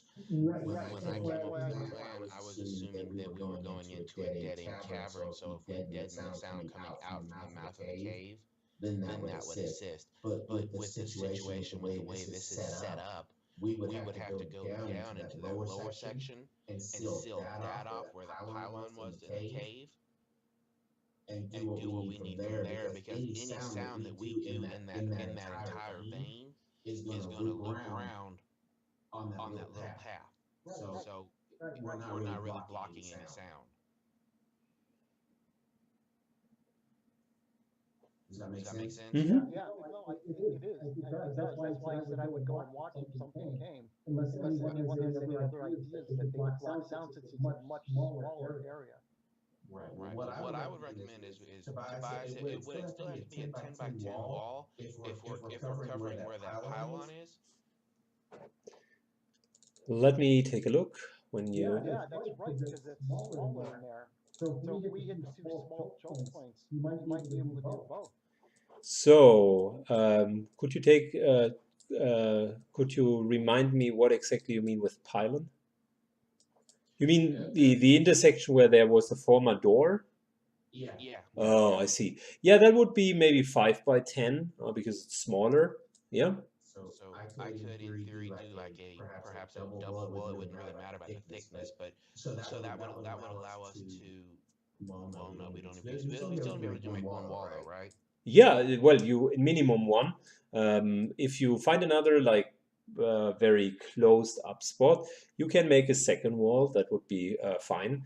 Probably the area where Pytek was before he needed to turn around, there was another relatively tight angle where you might use the remaining sand just to block off the sound. Okay, so yeah, what I would say is we block off the bottom side of that tunnel that loops around, and we block off the northern side of the tunnel that leads down to where the skeletons are.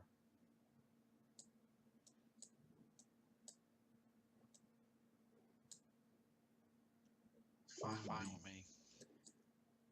Okay, I like the idea of the two walls. Rudy? Sounds like the best plan. Good. So, may I shortly repeat what I have understood? You would proactively summon a huge crocodile. Okay, you would buff it until oblivion, and that crocodile would then kind of full steamed and hot-headed storm the northern part and draw attention to it. You would then probably wait until either 2 or all 4 of the trolls from the western corridor would have moved after the crocodile, and then more or less silently tried to pass by them in order to go down there. Once you're down there, you would set up a wall towards where the crocodile originally was, in order to seal off the corridor sound-wise. You would then probably want to take on the last 2 trolls that you have seen within the large cavern, and use the rest of the time in order to just destroy most of the skulls. And afterwards you want to run out. Is this kind of a fair summary of your plan? Yes. Good, very good. Well, before that, I just wanted to make sure. I think Karun said not where the crocodile was for the wall, but in the tight choke point by that gate. Okay. That's where he wanted to make the wall. So that he can use less sand, and he can make other sand on that northern passage. He can make another wall. I did understand that. You will just tell me wherever you want to put the walls, and if it's a tighter area, you will save enough so that there can be a second wall. Can I just ask a question? If we send a big crocodile down there and it alerts all the trolls and they start looking around, they're gonna be like, "Oh, where'd this wall come from?" I mean, they've been living in this thing. That's just, I mean, I could see summoning that to escape, but won't that just draw the attention of the whole tribe? Yes, and that's what I'm counting on. See, my thought here is if we send it north, we know that the trolls operate as a pack mentality. So if there's a chance that they can kill something that's going to feed all of them for a long amount of time, but it's going to require a vast many of them to pull it down, such as the Fahir that was in here to begin with, then we know that the majority of them are going to go that way. And since there's really not, my reasoning is, since there's really not any reason to protect a bone pile, essentially the garbage fill, the landfill of the decay here, if we can keep the crocodile alive long enough, we can get down there, do what needs to be done, and get back out before the crocodile dies. Yeah, because the noise that we would make would draw them to us. So yeah, I agree. The more noise that the croc could make and draw them off, that's a great idea. I think it's crazy that a druid's summoning an alligator for dinner. That's crazy. Well, I don't think there's We're any inside of HP, so perfect plan. So at this point, There's not, and I'm spitballing on the fly, and I honestly think this gives us the best chance to at least take out the skeletons. And Tytac can use his teleportation ability to warp us outside the game, I assume, when he's done. Good. So you could summon with it one big crocodile. You would know that your summoned creature stays here for 1 round per level, which means in your case it's 7 rounds. Okay. 14 because of Ashbound. 14 because of what? Ashbound. Oh yeah, Ashbound summoning. Okay, fair enough. So you would have a creature that will remain for 14 rounds.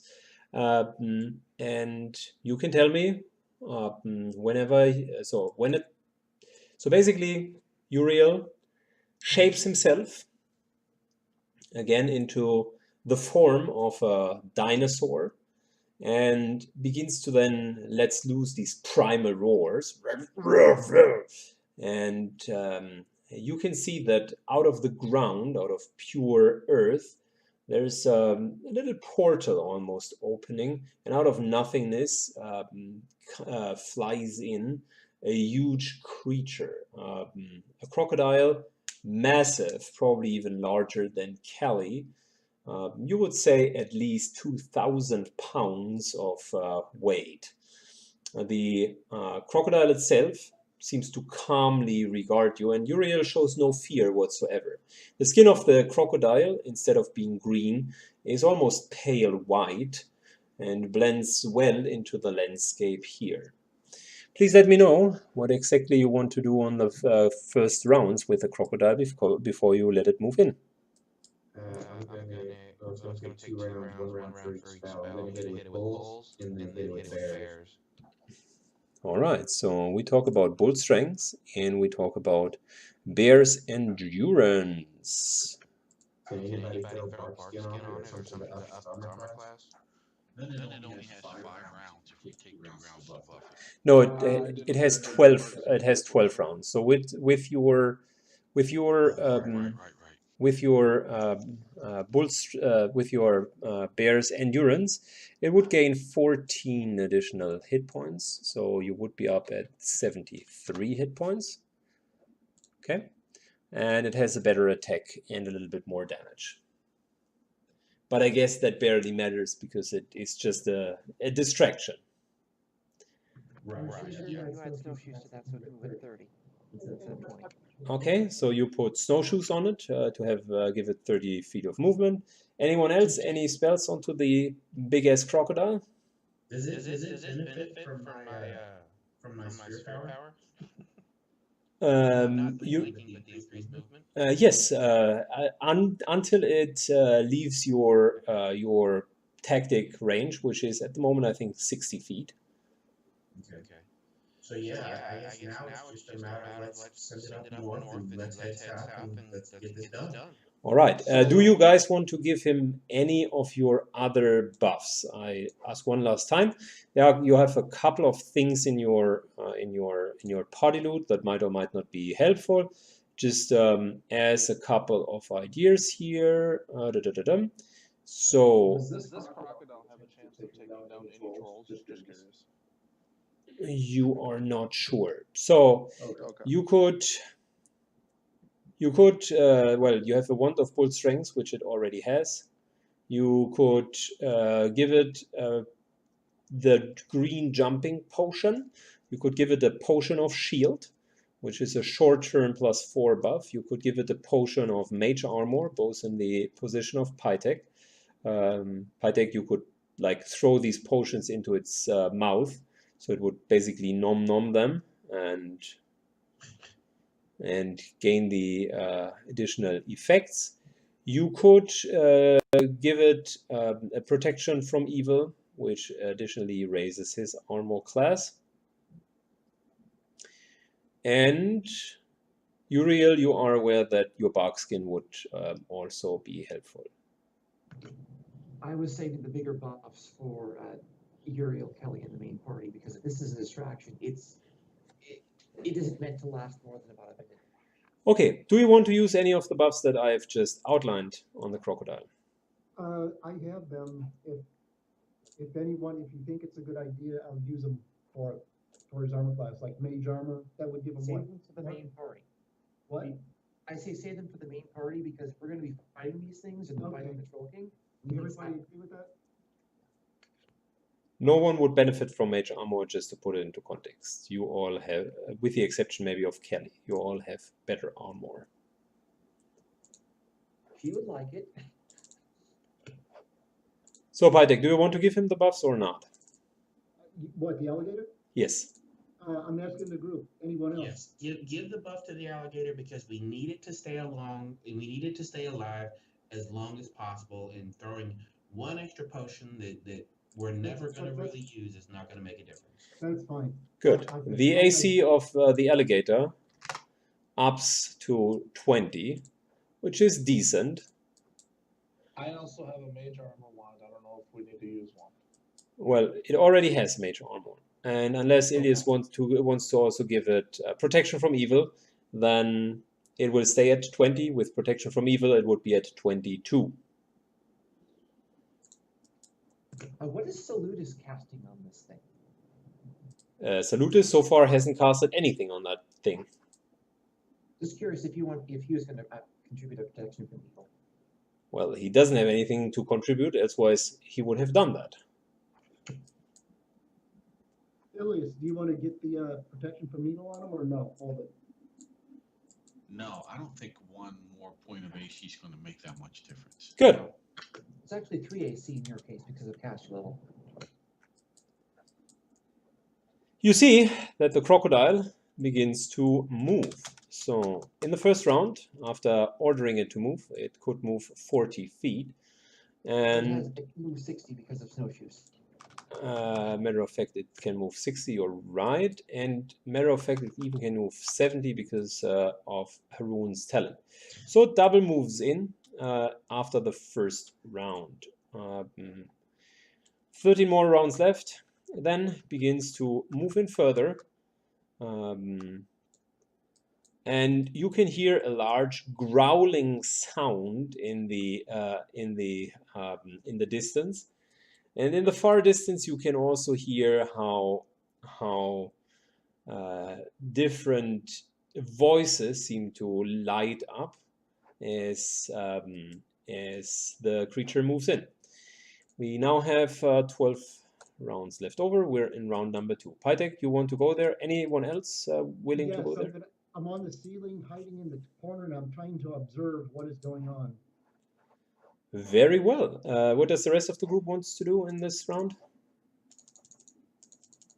Come on, guys, move up. We got to get in here. We got to get this done. SWAT team moving in. Are we going in stealthy or are we just going in and doing our thing? We've got 2 guys in plate mail, so not too much stealth to be had. Okay, I didn't know if I should leave Sin back here or bring him with me. If you don't have her stats to have her useful in a fight, leave it there. Because if not, I'm going to use it as a meat shield. Which can be useful. It's also useful for me to do mounted archery on, but I will bring her with us since Kelly's going. All right, Tobias, and we have the bullseye lantern modified like you and I talked about to help those of us that can't see in the dark. Right. Python, you can move up to here. Let's not overdo it. One round after the other. So you guys stand there, and you would see in the next round, basically, how 2 of the trolls would move all the way up there. Matter of fact, you can see how 2 additional trolls move all the way up there. From the top, you hear a couple of sounds, mainly clonk clonk and a couple of screaming sounds, as if creatures were to move in. Uriel, you understand, based on your very primitive knowledge of the giant language, you hear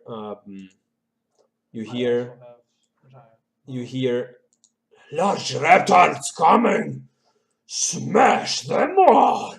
And then you hear another one, intruders back. It's not the soft skins, scaly one. And the trolls seem to communicate in a form. Let's see what the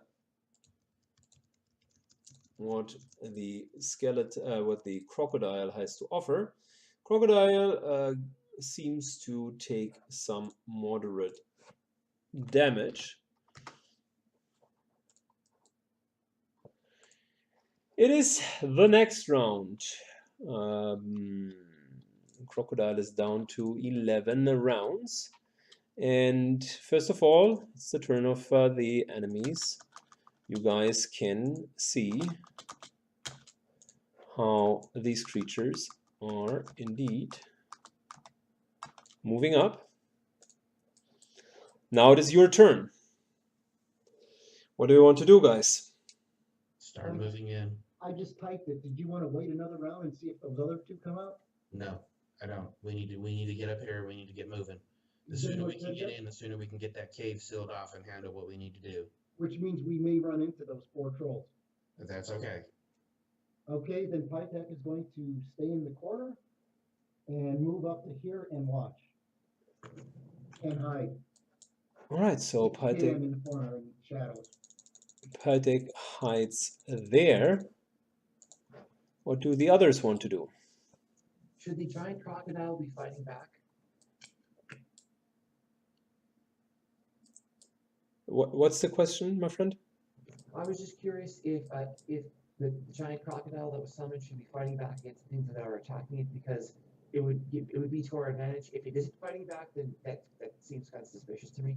Well, the crocodile has currently taken it upon itself to go into full defense because it has understood that this is what its purpose is. Acknowledged. So you guys are riding over there with a huge amount of large animals, basically stepping over the wall, making the plate wearers look like silent assassins. I would ask you to please make a height check, everyone. And the animals, both Kelly and Sun, take a minus 10 circumstance modifier. So just a stealth check then, right? Yes, hiding, basically. I need to check the racial bonuses on this. Damn it, you always gonna beat me, Pytek? Damn it. It don't matter with me and Elias's rolls. I know. I know, right? Like, I don't think my roll's very good considered either. forested? Sin, what would his spell check be? Oh, let's just assume he failed. I don't see how it matters with a 4 and a 9. So your spider, just roll a d20.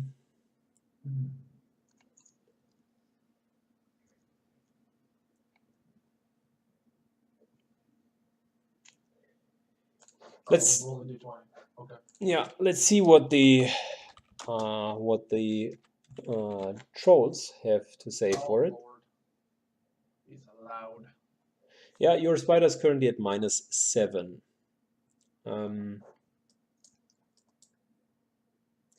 Kelly's at 9, so approximately as silent as Ilias and Haroon, who are the most silent ones. So, you try to really sneak by, mainly, and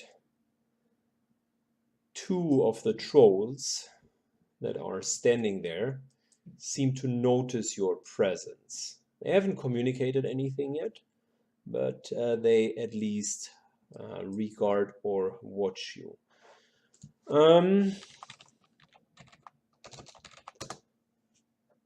You see both of them still decide to continue going for the obvious crocodile. And in the turn of the trolls, they are beginning to flail onto it. A couple of natural 20s.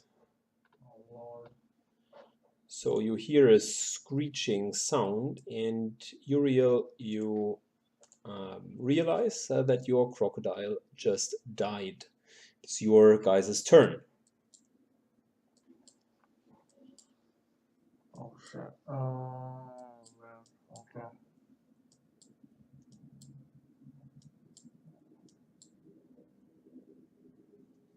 So, what do you want to do? How much daylight is left outside? It is in the middle of the day. Oh, okay, that's good. Why don't the stealthers go in and burn the bones? and then we'll wing it out here.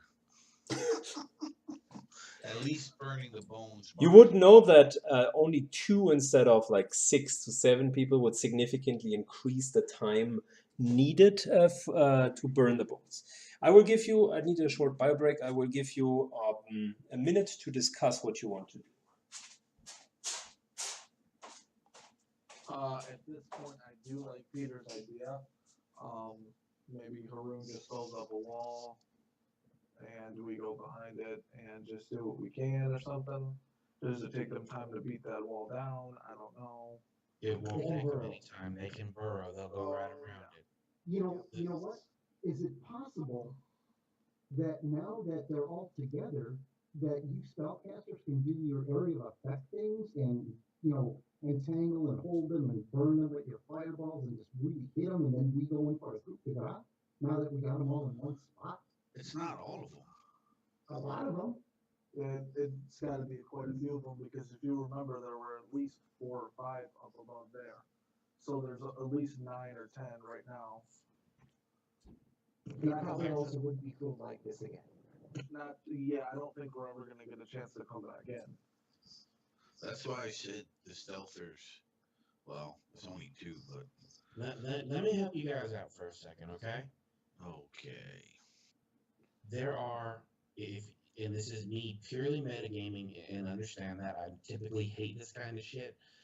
If you look at what Tobias rolled, there are at least 6 attacks on the croc. You know that there's 20 trolls in the cave somewhere. 4 possibly gone patrolling. Not in the daylight. Oh, yeah, makes sense. Yeah, good point.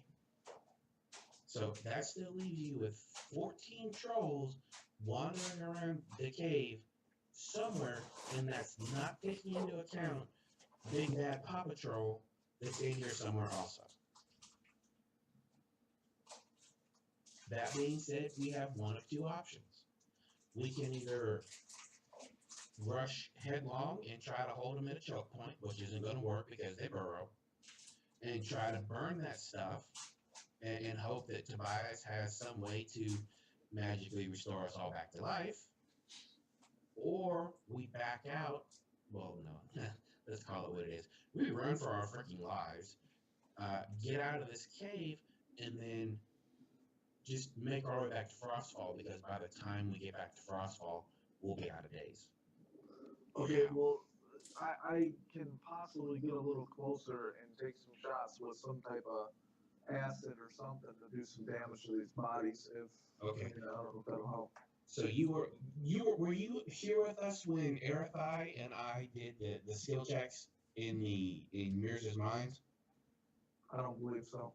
Okay, so the way these work is you have to have a total of 100 successes on a skill check. All right, and you can have as many or as few people working towards that total as you want. But you still have to reach that 100-point check. It's not how much damage you do, it's how quickly you can get to that 100 successes. Okay. I gotcha. Oh, I must have missed that part. Forget the sneaking down burning. I'm like, let's just sprint there and get to this, setting up the walls as routes. See, and the walls are going to be absolutely pointless now. Yeah, Because the walls were designed to stop noise in order for us to be stealthy. But we've already been spotted. I'm for going back to You're pretty sure. So I'm back. You're pretty sure that like Kelly or the spider had been spotted by now. You are also pretty sure that not all of you had been spotted. Specifically, the smaller ones might have evaded detection. It is you stood behind a wall most of the time. So even if your roll wasn't good, like was the Haroon, you still had a bonus from evading perception. You are in a split second more or less aware that the larger beings are being discovered. So to the point where all of you like look at each other what to do, and Uriel kind of wants to press the advantage, Pytek also in front there, and some others are more hesitant almost. You think about that there are multiple ways of solving it. One is charging in, like suggested. Another one is to slowly back up. You haven't heard any signs of alarm. Really, so far it was a giant crocodile moving in, being like mercilessly slaughtered and then disappearing. So you don't know how the less intelligent beings like trolls would react to such a thing. Clearly, it is not on full alarm so far. Yet another plan would be to move out some of the larger creatures, the spider and Kelly, and let them be a distraction who run back to daylight, if you so dare to move on without them.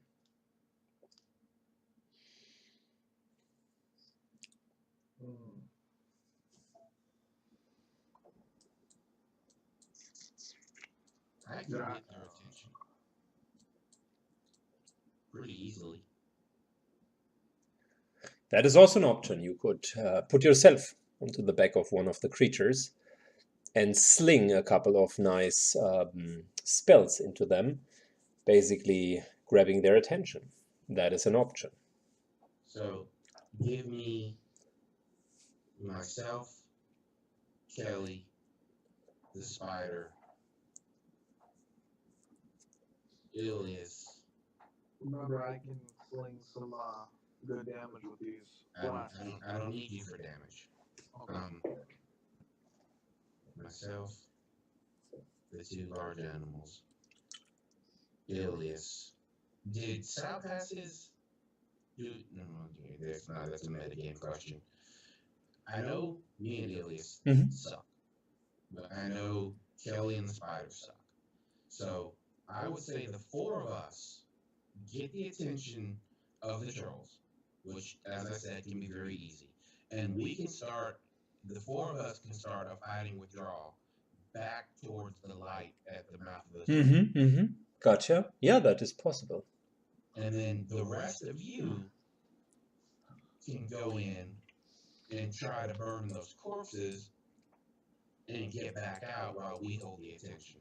Well, realize all of those trolls did not come out up in this way yet. I think there's still 4 more down there. Or at least You're forgetting they don't necessarily have to come the way that we saw. That tunnel loops around, and we don't know how far up the crocodile got before it hunkered down. Good point. Derek is going to step off of Sin and offer her room the reins. There's no reins.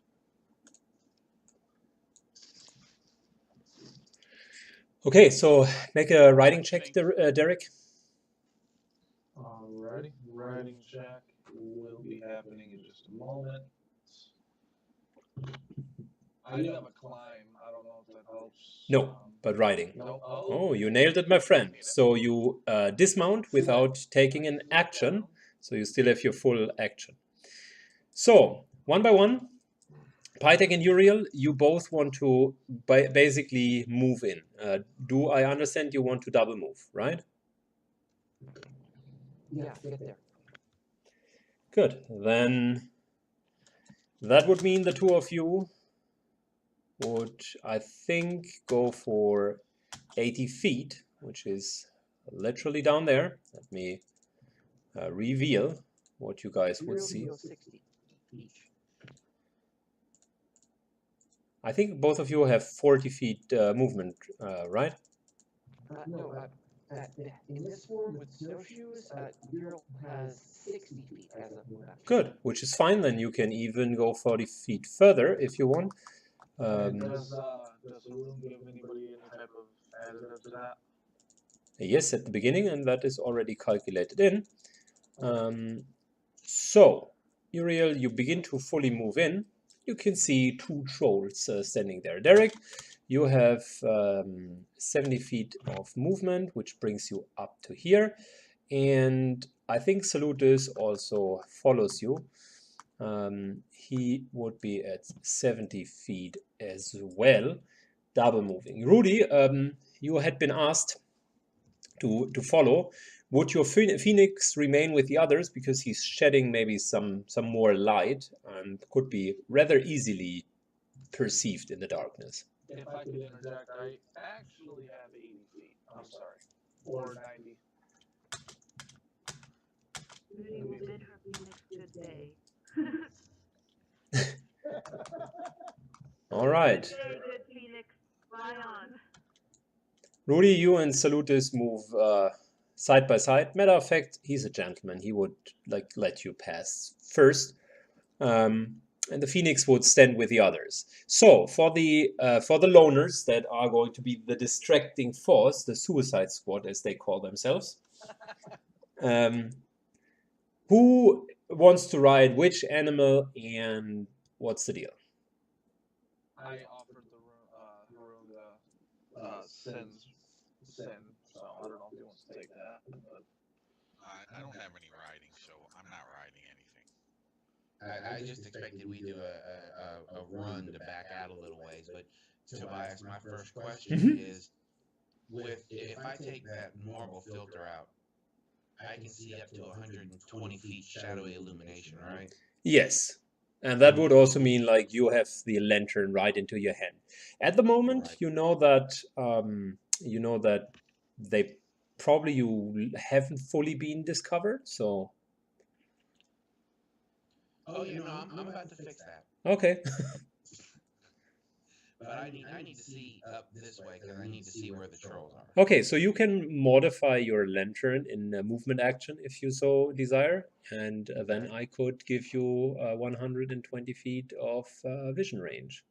Yeah, that's what I need. Good, my friend. Then here we go. oh, this is going to be fun.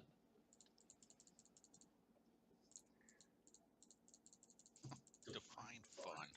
Oh yeah, just a fucking blast. That's a good one, Elias.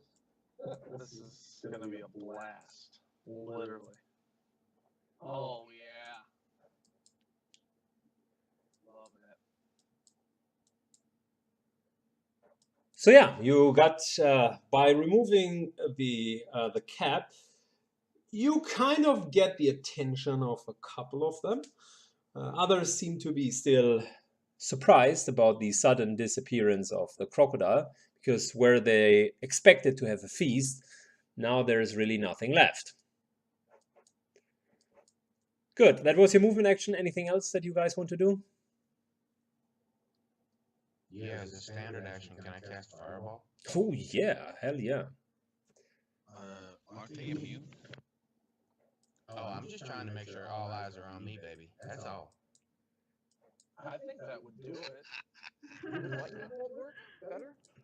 Do you want a fireball or do you want lightning? No, I want the Fireball. Right. All right.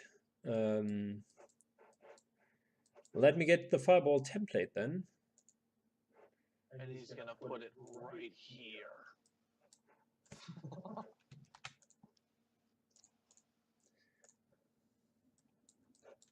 So there you go, Haroon.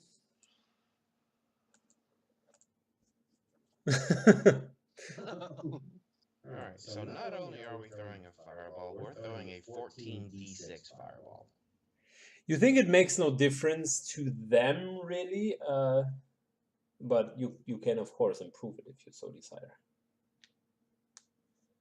Well, if I can take any of them out of action long enough to give the group more help, then it's worth it.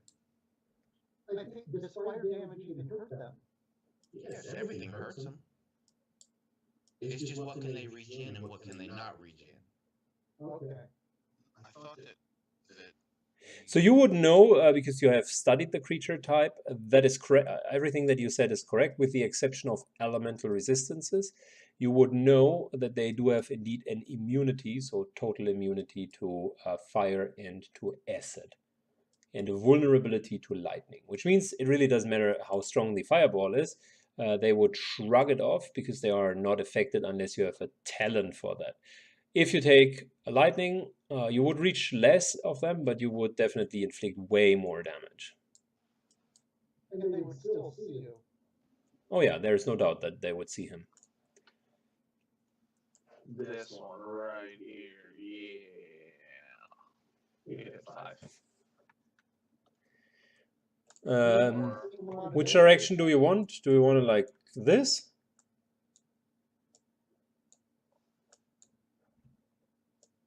Yeah, I think that's going to be best. Okay, I would give you 5 as potential targets to hit, right? Yeah. And you still get the 14 d6 or whatever on that? No, that's going to drop me down to 8d6. Oh. But we'll do 8d6, but we'll empower it. Oh, baby, behave. So Haroon begins to like get his lightning, get his empowerment rod out. You know that is this massive.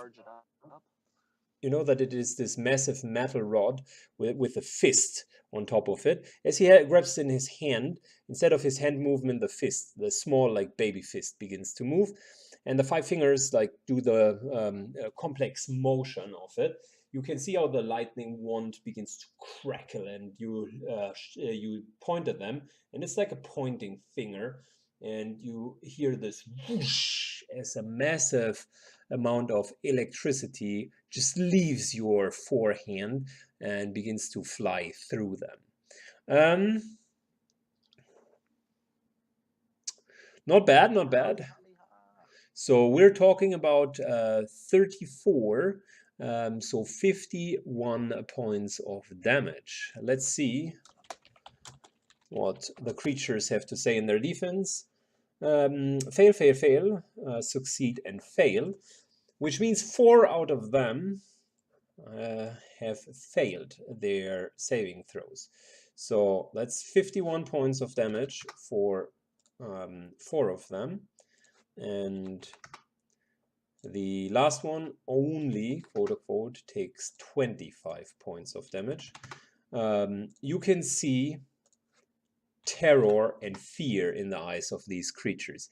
They recognize you very well, and they also know that you were the one responsible to kill some of their comrades the last time. Now you have hurled full throttled lightning bolt inside of them.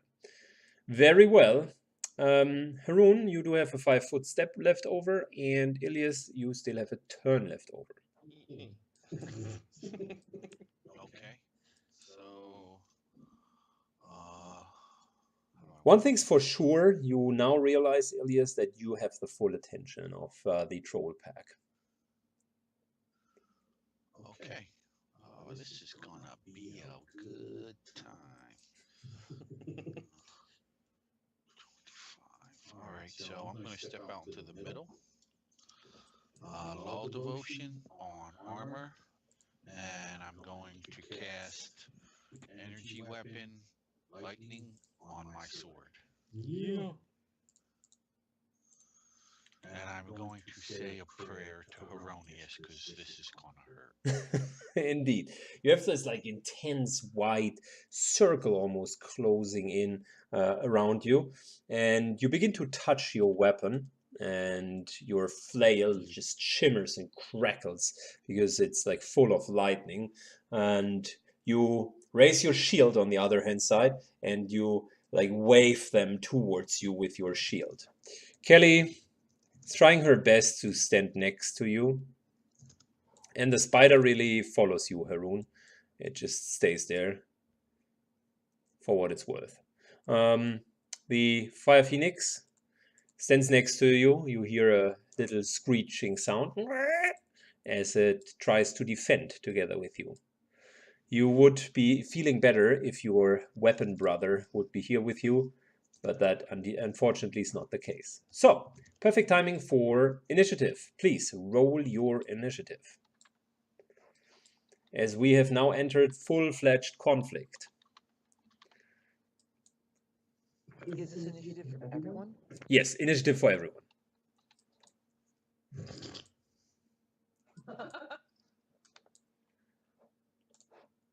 Oh, Jesus. Peter, this might have been a mistake, bud.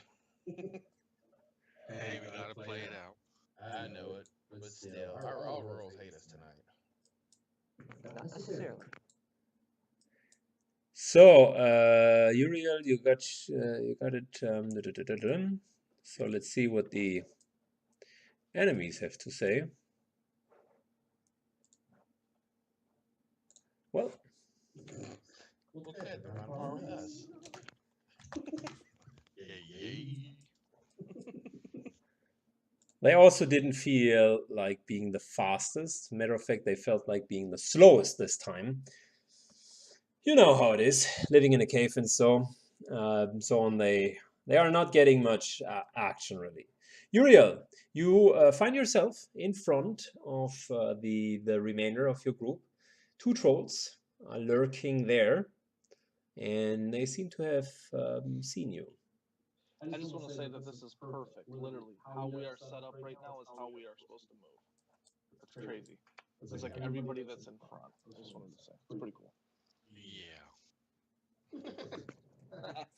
Anyway, so a question regarding what Pytax saw. Did you notice anything that looked like the Troll King that we scryed on last time? No, you would know when the Troll King arrives, my friend. Specifically, you would know when the Troll King arrives. Okay, I was just curious if I should bring out a second croc now or wait until Troll King. Well, you are not sure if you're going to see the Troll King at the moment. You are trying to understand if you are even surviving this. So, in case of your tactical sense, you feel that Ilias and Harun are in a very, very tough spot. So, unless they gain significant support, they will probably face retreat or even worse. No, our plan was retreat all along, in case you guys were wondering about that. We are performing a fighting withdrawal. Oh no, absolutely. Also sometimes called hiding. So, first order of business, impeding stones on these guys. Good. Let me get the template of impeding stones. And before I actually cast it, is this thing going to cause an earthquake, like making things from the ceiling fall on the enemies? No. Because you did that once. Which was hilarious, but you do not need to do it all the time. Okay, can I have control of the template? Yes, of course you can. And let me give it to you. There you should have it. Thank you. I'm trying to click this, but I'm just not seeing how I can click it. I don't seem to have control over this thing. Okay, let me double check.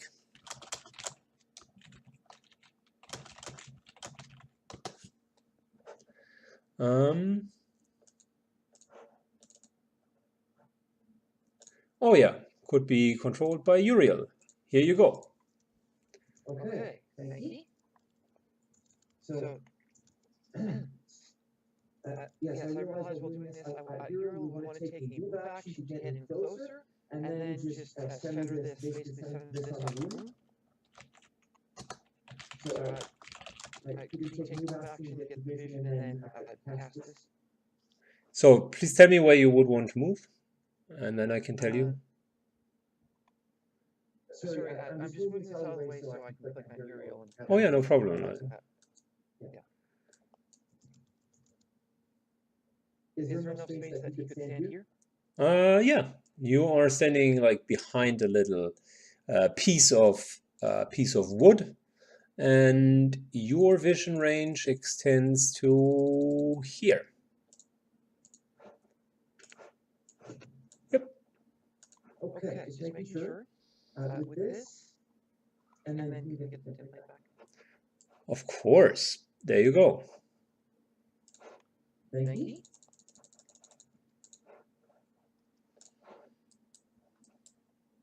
the intent, and I'm just going by not by the visual on here, but by the range of the graphic, or by the range of this object. Oh yeah. Is to go here, and then basically stop anything coming from the north, and still be able to eat face on the eastern one next to it. You definitely can do that. Just fair info.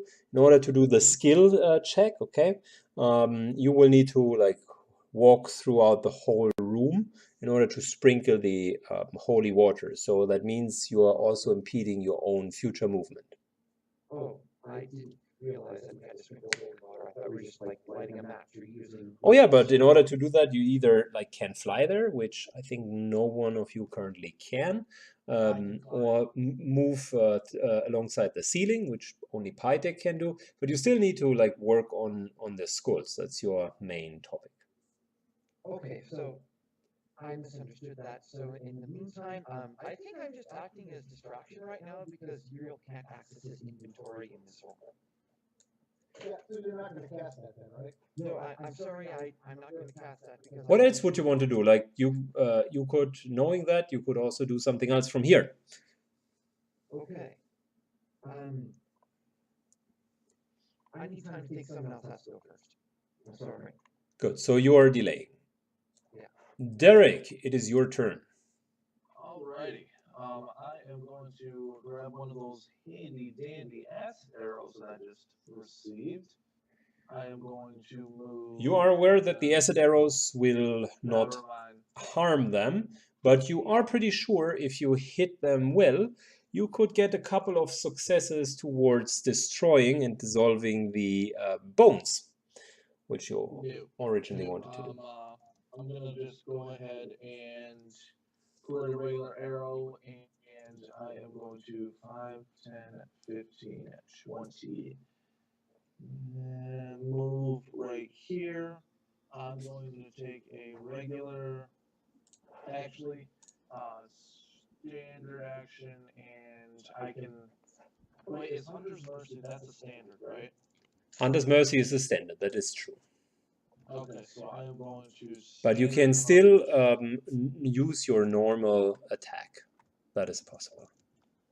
Oh, I was just gonna. Oh, so I can Hunter's Mercy and attack. No, you can't do that. I told you like after you moved right now, you can still you would qualify for skirmish and you can lose one shot. Okay, but I want to prepare Hunter's Mercy for my next shot though. Oh, okay, that's fine as well. Okay. So you would start to mumble a couple of words and prepare Hunter's shot. Pytech, it is your turn. You can see how your comrades are like standing in front there and trying their best to not get killed. Okay. Movement action on the ceiling. I'm still hiding in the corners if I can. Takes me up to here. Standard action. I'm putting up my force string, mental force string. And then I'll just be in a defensive position until next. Good. You are aware that you cannot hide there, so they would see you. Right. They can see the other people too. Yeah, absolutely. I'm just I saying. understand that. But I'm there. I'm putting up my force string. Good. So I'm going to be defensive or whatever I can do. So move, force string, and then whatever else. Good. In front of you, like this massive screen of ectoplasm materializes. Rudy, it is your turn. Okay, I gotta get up in there. So Start singing, girl. What? No. I know, I was like, what the 25, 30. I have 30 feet movement? Yes. Okay, so that puts me right there, so I can't really do anything else. Well, you could do a second movement. Oh, yeah, that's true. Yeah, I'll just do that then. I'll just come all the way up within range. 5, 10, 15, 25. That'll do her. All right. Salutis moves all the way up there, and then I kind of grabs his necklace and continues a further short movement. standing next to you, Pytek, and pressing you to the side, Uriel, by saying, "Be careful this time. I don't want you to get hurt again. Let me take the burden, and let me be your shield." I'm still on the ceiling, fighting from the ceiling. Pardon? I'm still on the ceiling, fighting from the ceiling. He's talking to Uriel. Yes, you are on the ceiling, and the ceiling is 20 feet high, but you expect that he was just talking to Uriel. Okay, I thought you said he was doing it. Okay. No. He was looking at Uriel because he was infamous for getting pounded on the last couple of sessions. Okay, sorry. Good. Uriel, do you want to do anything before we move away from this group here? Question, since Venom Fire is active, would that, would attacking the corpses or the area count towards success? No, because corpses cannot take poison damage. Noted. We'll talk more after the session. That's one of the questions for later tonight.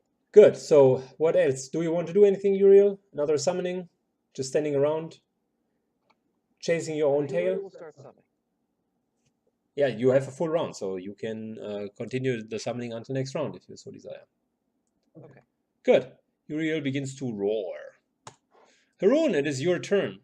Your comrades have left you. You feel heroic almost. Alright, so like I sent you in that whisper, let's go ahead and start the summoning for the 3 ashworms. Sure. Do you want to try to mount the spider as well? Trying to make it brighter? No, I'm good. All right. Good. So you begin to mumble the words of power silently, but ever so perceivable behind that wall. Like Harun, almost like a guerrilla fighter, leans himself against the wall. You feel the cold stone, and it gives you a certain feeling of protection. And when you lens over the wall from time to time, in this couple of seconds, you see how all of the trolls are trying to look for your position. They seem to know where you're generally at, but they also see Ilias. Ilias, it is your turn. Being there, not the fastest this time. You still, however, react faster than all of the trolls did. Okay. First, I am going to remind everyone we're retreating. I am not going to run ahead of, especially Harun. So, to buy us some time, I am going to cast Holy Smite. Do you know that one, or you want me to Sure. read it to you, Tobias? I know it. I just need to. I just need the exact details, but I'm looking it up. No problem. So, you have a 20 feet radius burst in 100 in medium range. You draw your holy power to smite the enemies. Only evil or neutral creatures are harmed. You're pretty sure they are not good. The spell deals 1d8 points of damage per 2 caster levels, which currently is 4d8 to each evil creature in the area, and more to evil outsiders, which it isn't, and causes them to become blinded for 1 round. Successful saving throw reduces damage to half and negates the blinding effect.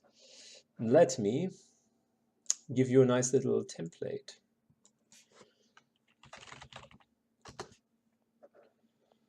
So we can find something that is looking like a radiant smite. Up and up.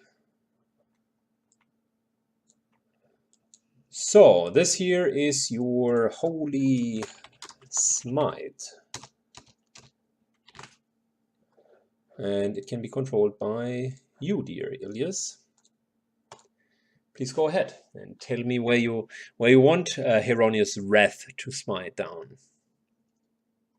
Okay, I'm trying to click on it, and oh wait, I hit the wrong button. I'm sorry. Be quiet. It happens to the best of us, buddy, so there's nothing to be ashamed of.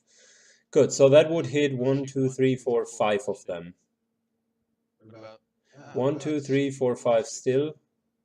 all right, fine. No, 6. Oh, 6. That's another one. Yeah. Okay, that would be probably the biggest impact. Ilias, what would be your catchphrase as you pray to Hieronymus? What would you like to? I mean, it's at the end called Holy Smite. So, what would be your statement when you are judging these evil creatures? I will hold my sword up and I will say, "Feel the power of Heronius. I smite you." I smite thee.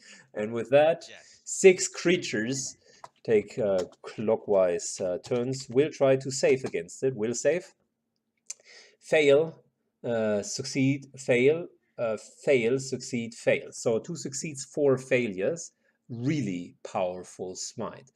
You start, and it indeed is a pretty damn good spell that you just pulled off. So this creature here is blinded and takes the full damage. This creature here is blinded and takes the full damage. And this creature here is blinded and takes the full damage. Next one saved. And we have this one here to take the full damage as well. Matter of fact, you even had a seventh one that you are hitting, which also takes the full damage, because yeah, why not? I mean, that was a very valuable smite attempt. You smite them for 19 points of holy damage, which creates, or which forces them to look around almost disoriented, and they scream in pain. The red ones take the full amount of damage. You can see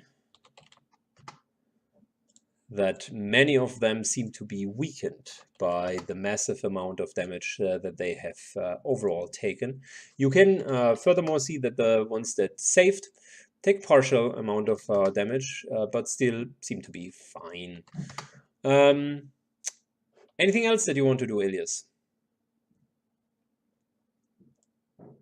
Kelly stands next to you, and she really tries to defend you as good as possible. I'm gonna stay where I am because Haroon is still by the wall, so I want to stay near him until he starts retreating. Good. First thing first, you can see how the creatures all begin to slowly regenerate. Not the wounds, the deep wounds that Haroon carved into them.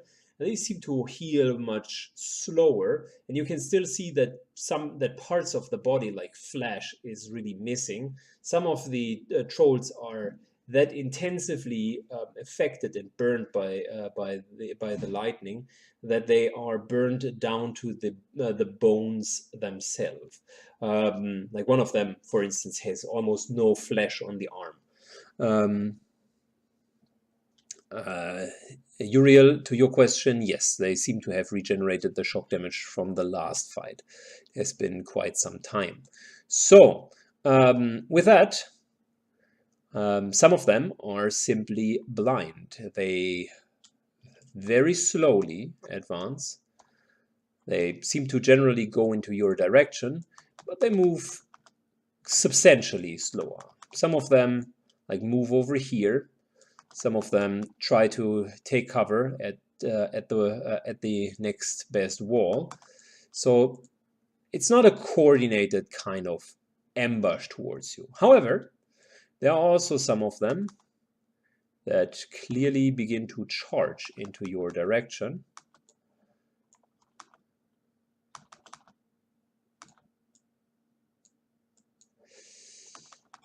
And some of them just double move. Good. Last but not least, this creature here also charges. Now, as for the selection, the last creature that charged, 1 Haroon, 2 and 3 the Phoenix. The creatures that charged in the middle, 1, 2 Ilias, 3 Kelly. Just to get the initial target selection. Overall, 3 of them charged. So that is Kelly 2 times, actually Ilias 2 times and Kelly once. Let's start with the first one, hitting the Phoenix. It tries to lash out to the Phoenix, barely missing it. As always, the Phoenix seems to be super nimble. The 2 trolls in the middle begin to gang up. You see they do what they have done before. They almost team up. Look at them, and from 2 different angles, Ilias, in a very primal form, but still coordinated, they are beginning to rush you. You see the first attack would hit an AC of 32. Oh man. Yeah, that hits. The second one is a fail. So the first attack deals 7 points of damage to you. You unfortunately got struck. The charge did its work, and Kelly is with a 18, probably not being hit, right? I assume not. Okay. Which means, Ilias, you take 7 damage to the delayed damage pool, and now it is the turn for the trolls down here. They sort of realize that something is off. So what they would do is they would begin to run in, almost only partially interposed by the size of the tunnel. At the stages where the trolls would be penalized by being too large, they partially merge into the wall and start to attack you. Well, the highest likelihood is that they are going for Salutis because they want to use their pack tactics on them. So 1 to 4 Salutis, 5 Pytech, and 6 Uriel. Well, it is what it is. Moves even further, and you can see Pytech how the troll moves next to you, begins to jump as part of his move. Doesn't need to really reach high, and begins to claw once for you. However, he misses as you nimbly dodge. You guys can see that Pytech is standing head down at the wall, at the ceiling. He's literally climbing there, and since his feet are completely tied to the ceiling, he just dodges. The other one goes then for Salutis and misses him as well. The 2 trolls are now standing there. Derek, it is your turn. I thought Uriel rolled higher than me. Why is He has postponed his actions. I gotcha. Okay. Okay. So I have Hunter's Mercy readied, and I'm going to go 1 to right here, which should be 20, I believe. And the one that was trying to hit Pytac is going to get Hunter's Mercy and Skirmish. So as you finalize your casting with Hunter's Mercy, you have these glowing red eyes. The monkey itself has a clearer sight almost. You see the target how it should be, and now not how it only can be perceived by others. You see the weak spots. A small glowing dot reveals the weakest points of the creature. Your bow now strikes true with the first hit of your bow, and the next round is automatically a critical hit. If you don't hit in the round following casting the spell, the effect is wasted. So what do you want to do? You move back and shoot 1 shot, right? Yeah, I'm only shooting 1 shot. Yes, all right. So your longbow shot, My skirmish. right? Your longbow shot, you draw your bow and you squeeze your eyes. You can see how in between the two eyes of the troll, like on his big nose, there seems to be a weak spot where the skull is not as thick, as massive. And you let loose your arrow, very much puncturing that creature. You easily hit. And your composite longbow deals 8 plus 12 points of damage, which is 20 points of damage. Since you automatically crit, your initial damage of the bow, which is 8, is going to be tripled, as you do have a 3 times critical strike bonus. So you deal a whooping 24 with your bow, plus 12 from the skirmish, which is 36 points of damage. You can see how the creature like draws back. You hear almost a sound of hesitation. It draws in air and seems to try to resist the acute pain that you have put it into. Awesome. And dang, Muriel just reminded me of something, man. I really wish I would have done it. But I will have to say that for the next attack. Which is cool, no problem. So Derek, that was your attack, right? Yeah, that'll be my attack, my move, and I don't have anything else to do for a swift action. So Well, you just dealt almost 40 damage, which is not bad at all. Pytek, your turn. Swift action, cloak of deception. Standard action, defensive precognition. Movement action. So your perfect deception is maneuver out of Tomb of Battles, I assume. What was that? Your perfect. Oh, yeah, right, yes. Okay. Remind me real quick which page, so I can shortly look it up. 76. Okay. Basically, 3 invisibility to the end of my round. 86, yeah? 76. 76, okay.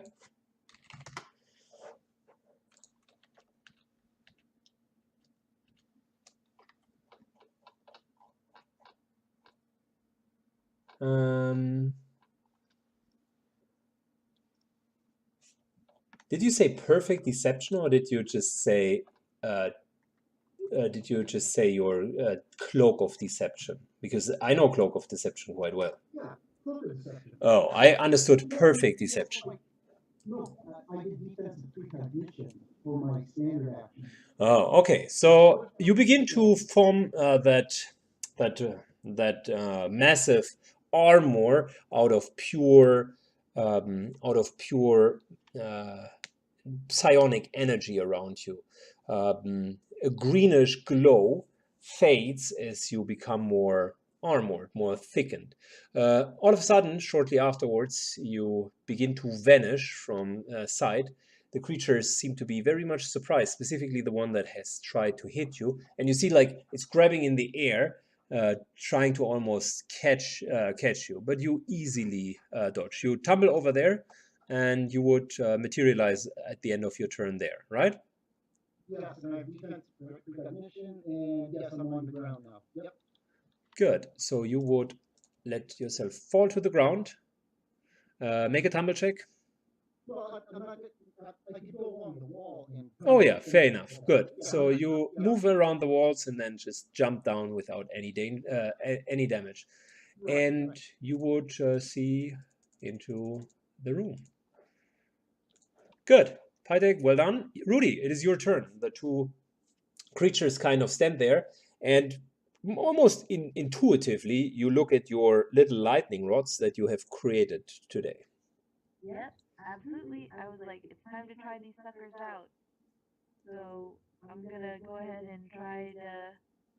Which one did we already attack? Because I want to focus fire. The lower, the bottom one. So okay, so let's bust out one of those little lightning rods. And what do I roll? 68 or a touch ranged So you don't need to do a range touch attack. You destinate a point in 20 feet distance, which is, let me just get it straight, as much as this here. And similar to what I'm showing, everything between your point and that point takes the damage. It's kind of like a phaser. You can, however, like tell someone else to move away if you need more room. You could also say like fuck it and just go nuts. This here definitely would work. I don't think I want to take fucking and go nuts. Yeah, let's see. Would it be possible for me to hold off until somebody can move out of the way? You know, yes, that is possible. It's also possible with a climb check to maybe climb up the wall 5 feet and shoot it over their heads if you Oh yeah, that's good. are more. Welcome to my world, I Rudy. know, I'm like, this is, yeah, okay. Sure, I'll Good. Give me a climbing check. If you do have any item that would make it easier, like a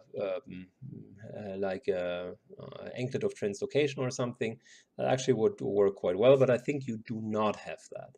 You, however, do have the magic rope of command. So I that, do have a magic rope. yeah, I know you have that.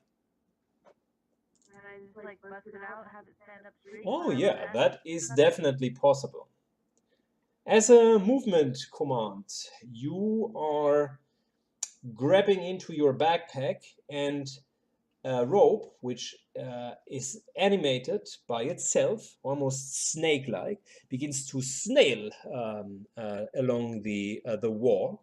And you take a 5-foot step up there, like holding yourself towards the rope while it is pulling you up. You can easily hold yourself, that is not the problem, and you elevate yourself 5 feet over the ground. In the one hand, the rope, the other hand grabs your newly crafted lightning wand, and Rudy points at it. And you, without saying simsalabim or some sort of activation word, you just crack it, and you see that electrical sparks that you have collected so decently in the storm now begin to release. And whoosh! Go ahead and show me what kind of damage we're talking about. We're talking about 68, right? We talk about 68 proper troll damage. Oh my lord, you rolled pretty well. I mean, look at that. And you're... Oh, wait a second. By the way, Haroon, you know what? You had 51 points of damage, right? With your fire, with your lightning, which de facto is 76 points of damage. So, because they are vulnerable against it, and I kind of messed that up, which means after Ilias's strike, this creature here and this creature here are fallen to the ground.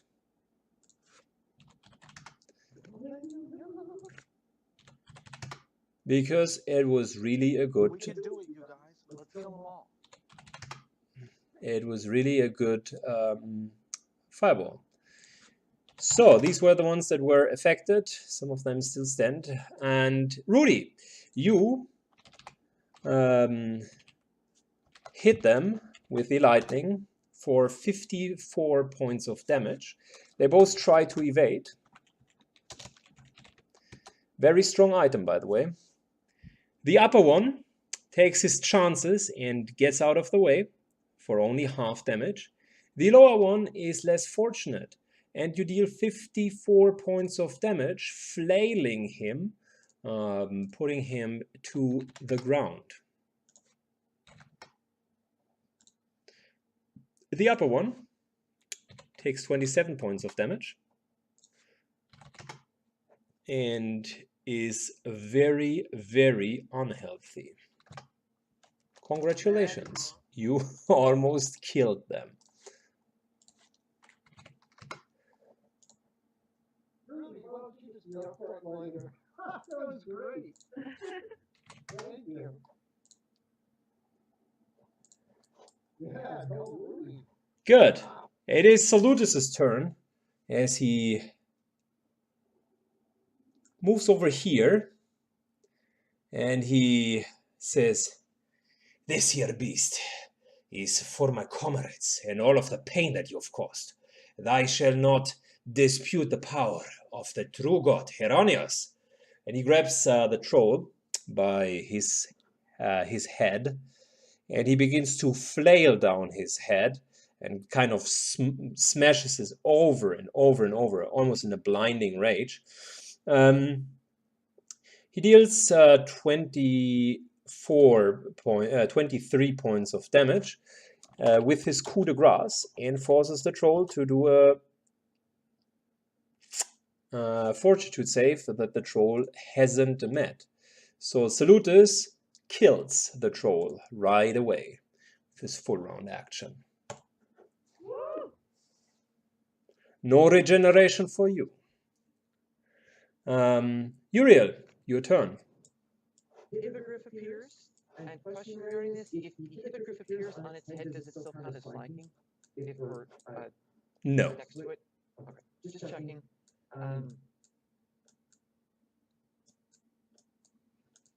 Yeah, I want to have this thing appear above this guy to like pick out its eyes. Okay, so above him, a hippogriff appears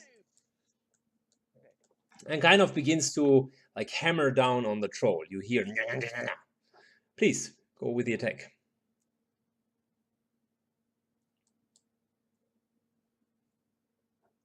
That's a hit and a hit and a hit. So that's 8, 5, and 4. Okay. And with this, Uriel will just charge this fool. A tumbling charge. After we discussed this. So, let's win. All right, go ahead. Oh. There you go. You successfully tumbled to him and begin to leap into his range. You hear a screech as you begin to hit, and the result of your furious attack is miss, hit, miss, hit, miss. So 2 of your claws hit him, and you can see how the first claw begins to penetrate him, 7 points of damage.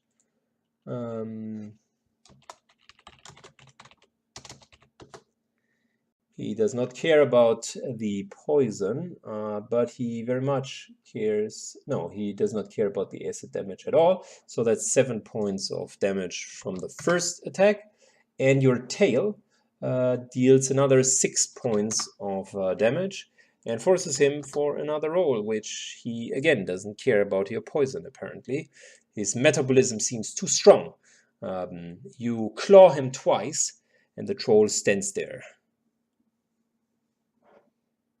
looking back at you, clearly not happy about what just happened. Haroon, please roll a d3. I want to know what your dust, how many of the dust form ashen worms are going to appear. Excuse me, Tobias, what about Kelly? We will do her when it's your turn on the other side. That's easier. So basically, we can do her like right now, but I wanted to give Haroon the chance to do his thing first. Oh, I understand. D3. Can I just roll 1d6 and cut it in half? Yeah, of course. Oh, wow. So, I have some good news for you. Controlled by Haroon.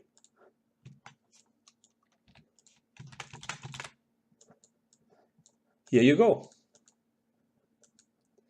Please place them wherever you feel such large worms should be placed. Yep, that's in range. That's in range, and that's in range. Yeah, that's We don't need to retreat. Good job, Haroon. about that spot? Where? You want to put that one there? It's just a suggestion. I'm good with it. I don't deal with summoned creatures that often, so. So you guys see how Haroon like grabs into his pouch. He sprinkles a little bit of desert sand, and you hear almost like this theme of a caravan music playing in the background for just a brief moment. The earth begins to crumble, and three big worms lash out of the earth. Haroon, you still have a full action now that you have summoned these creatures. What are you going to do?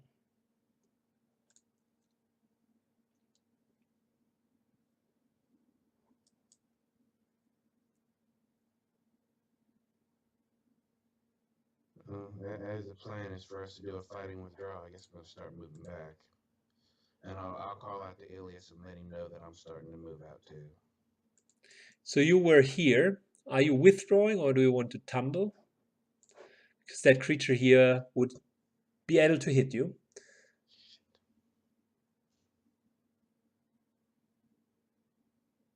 So you could withdraw. You could that would get your take your standard action off of you, or you can tumble. DC 15. No, I'll just take a 5-foot step. That's cool. You probably would take a 5-foot step in this direction because that's still in range of the creature. Yeah. Good. So you still have a movement action and a standard action left. What would you want to do? You know, I really hate the thought of killing the ashworm that I just summoned in, but. Well, the ashworm can act after your turn, so technically you can summon something here and then it moves in.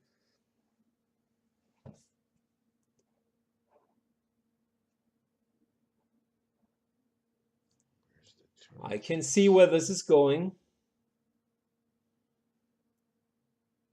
There it is. So if we turn it.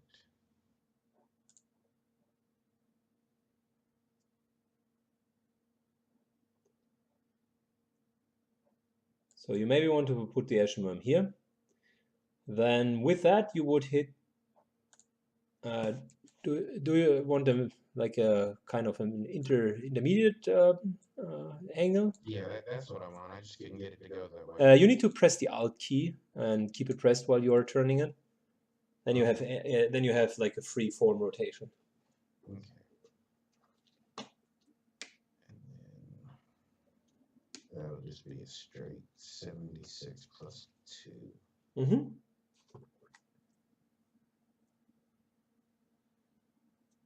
No, that's not right. That should be a 96. That's an Evo.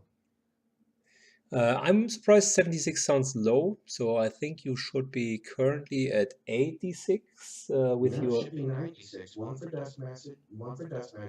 Stimmt, yeah, you're right. Dust magic. So yeah, 96 plus 2. Please roll 96 plus 2, or just 2d6 that we add on top of it. Well, you can always spend an inspiration point to kind of re-roll if you feel a little bit more oomph is needed. No, I'll give you one. All right. Okay. So then roll your 96 plus 2 again, because that was an exceptionally fucked up roll. 1, 1, 1, 1, 2, 3. No, 2, 2, 3. You almost rolled min damage there. Yeah, that looks much better, nicer, cleaner. You deal 45 points of damage. No, it isn't empowered. You would have said otherwise. Which means 1, 2, 3, 4 creatures are being affected. The two at the ground roll their saves first. And it doesn't really matter. You simply kill off both of these creatures permanently, as they will not regain enough health. You just literally overkilled them. The other two creatures try to evade. First one, what's your DC? 17, right? Yeah. First one makes it, second one makes it as well. They were very lucky. So instead of 45, they only take 22 points of damage.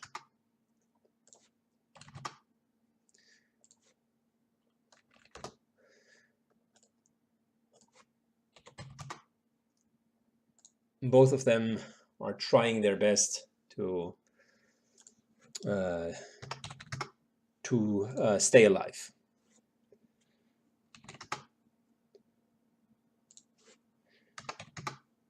Okay, so you killed 2.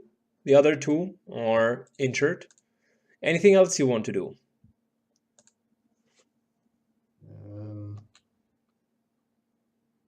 No, not for Haroon. Can the worms attack this round? The worms very much can attack this round, so give it a go. Also, what about Sin? Since he's pretty much, I gave Sin to Haroon for now. Oh yeah, well, you can let the creature run in if you so desire. There's I don't have any stats for him right now, but Oh, I do have the stats. Don't worry. Okay. I trust Haroon's judgment. I mean, hopefully he doesn't die, but whatever. At the moment, it's like one line of creatures like pressing against the other line of creatures. One battle formation against the other. So, Ashen Worms. That should be +9, right? They do have a +9, yes, so that's a hit. Here you can use that quick macro, which is 1d20 +9, and that is damage 1d6 +10. So here, that's the macro. You can just copy paste it.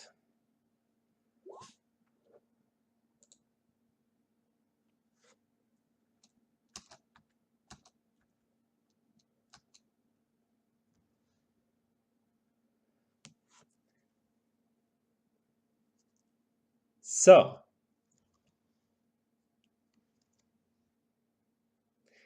that's 3 attacks. Well, we can take your first attack if you want. So we just do that macro 3 times? Yes. Right.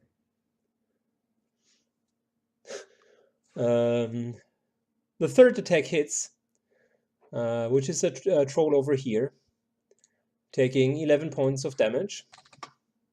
No. Taking 11 points of damage and effectively being knocked out. You see how the troll just falls down. Your ash worm begins to chew on it. Ilias, your turn. You still feel safe. I put the emphasis on still. Can I have that sphere again, please? Yes, if you so desire. That's your new favorite spell. I can see it already. Well, not really, but it's fitting for this situation. Good. You can hit all 4, just not the guy that is already like put down. Well, that's fine. You can hit all 4 if you so desire. Well, that way you could effectively even hit 5. Yep. Ah. Good. So go ahead. Roll the damage as you lecture them once more about their incompetence.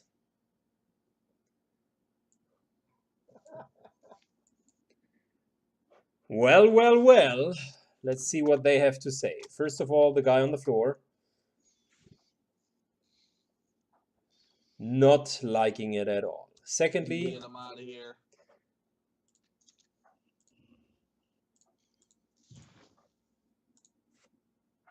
So the guy on the floor takes the full 17 points of damage and is definitely currently trying to fence off and staying away.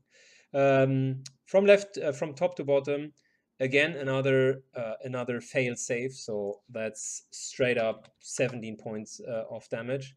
No, it's a he made a save, sorry.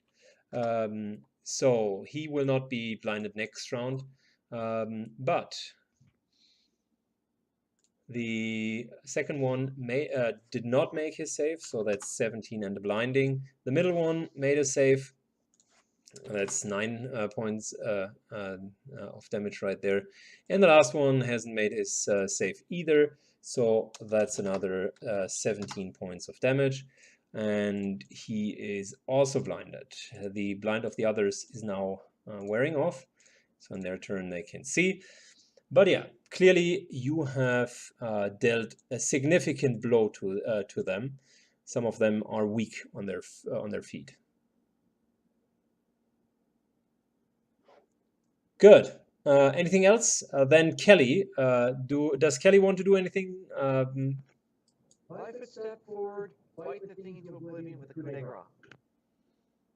All right. So she steps a 5-foot step forward and begins to coup de grace, provoking 2 attacks of opportunity by doing that. 5-foot step provokes attack of opportunity? No, but coup de gracing does. So. Do it anyway, we need this thing out. Pardon me? Do it anyway, we need this thing gone. Well, you can. Kelly would know better than just to move in. If you don't want it to happen, then she can just do something else. Okay, well in that case, what was that? Go around the silken worm, maybe, or the ashen one, or on the other side. Wait, would the blinded one be able to make an attack of opportunity on her? If she's here, then the answer is yes, because he has scent and can very clearly pinpoint her. Okay. In that case, does it seem... sorry, how weak does this one, the blinded one, seem? Well, it is bleeding. It has taken lightning damage. It is missing its nose. The stomach is being opened. Shards of blistering good energy are put in his back, so he has seen his fair share of fighting. In that case, 5-foot step forward, mountain hammer. He has that feat on this one. Good. Go ahead. Roll again. Okay.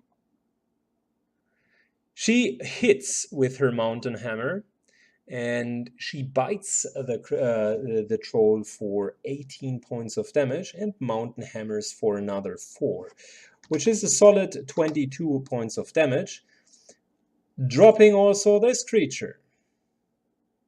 There you go. Anything else? Kelly cheers in her... Well, she's trying to eat the troll. She's not really cheering.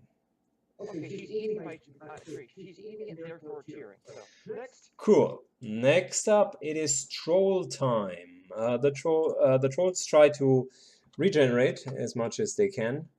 The ones that are... you see that the creature next to Kelly begins to open his eyes again.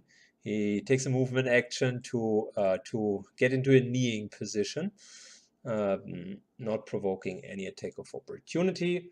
The others slowly but surely regenerate the damage or try to do their best to stay alive. The creatures back here that can now see begin to jump in, and that creature here, what's wrong?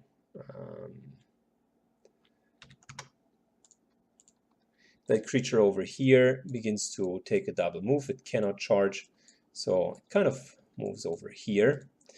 And finally, the creature in the middle moves around and can take no attack. So let's start. The first troll that charged begins to hit critically at the Ashen Dusk Worm, and deals 24 points of damage, immediately slaying the big beast.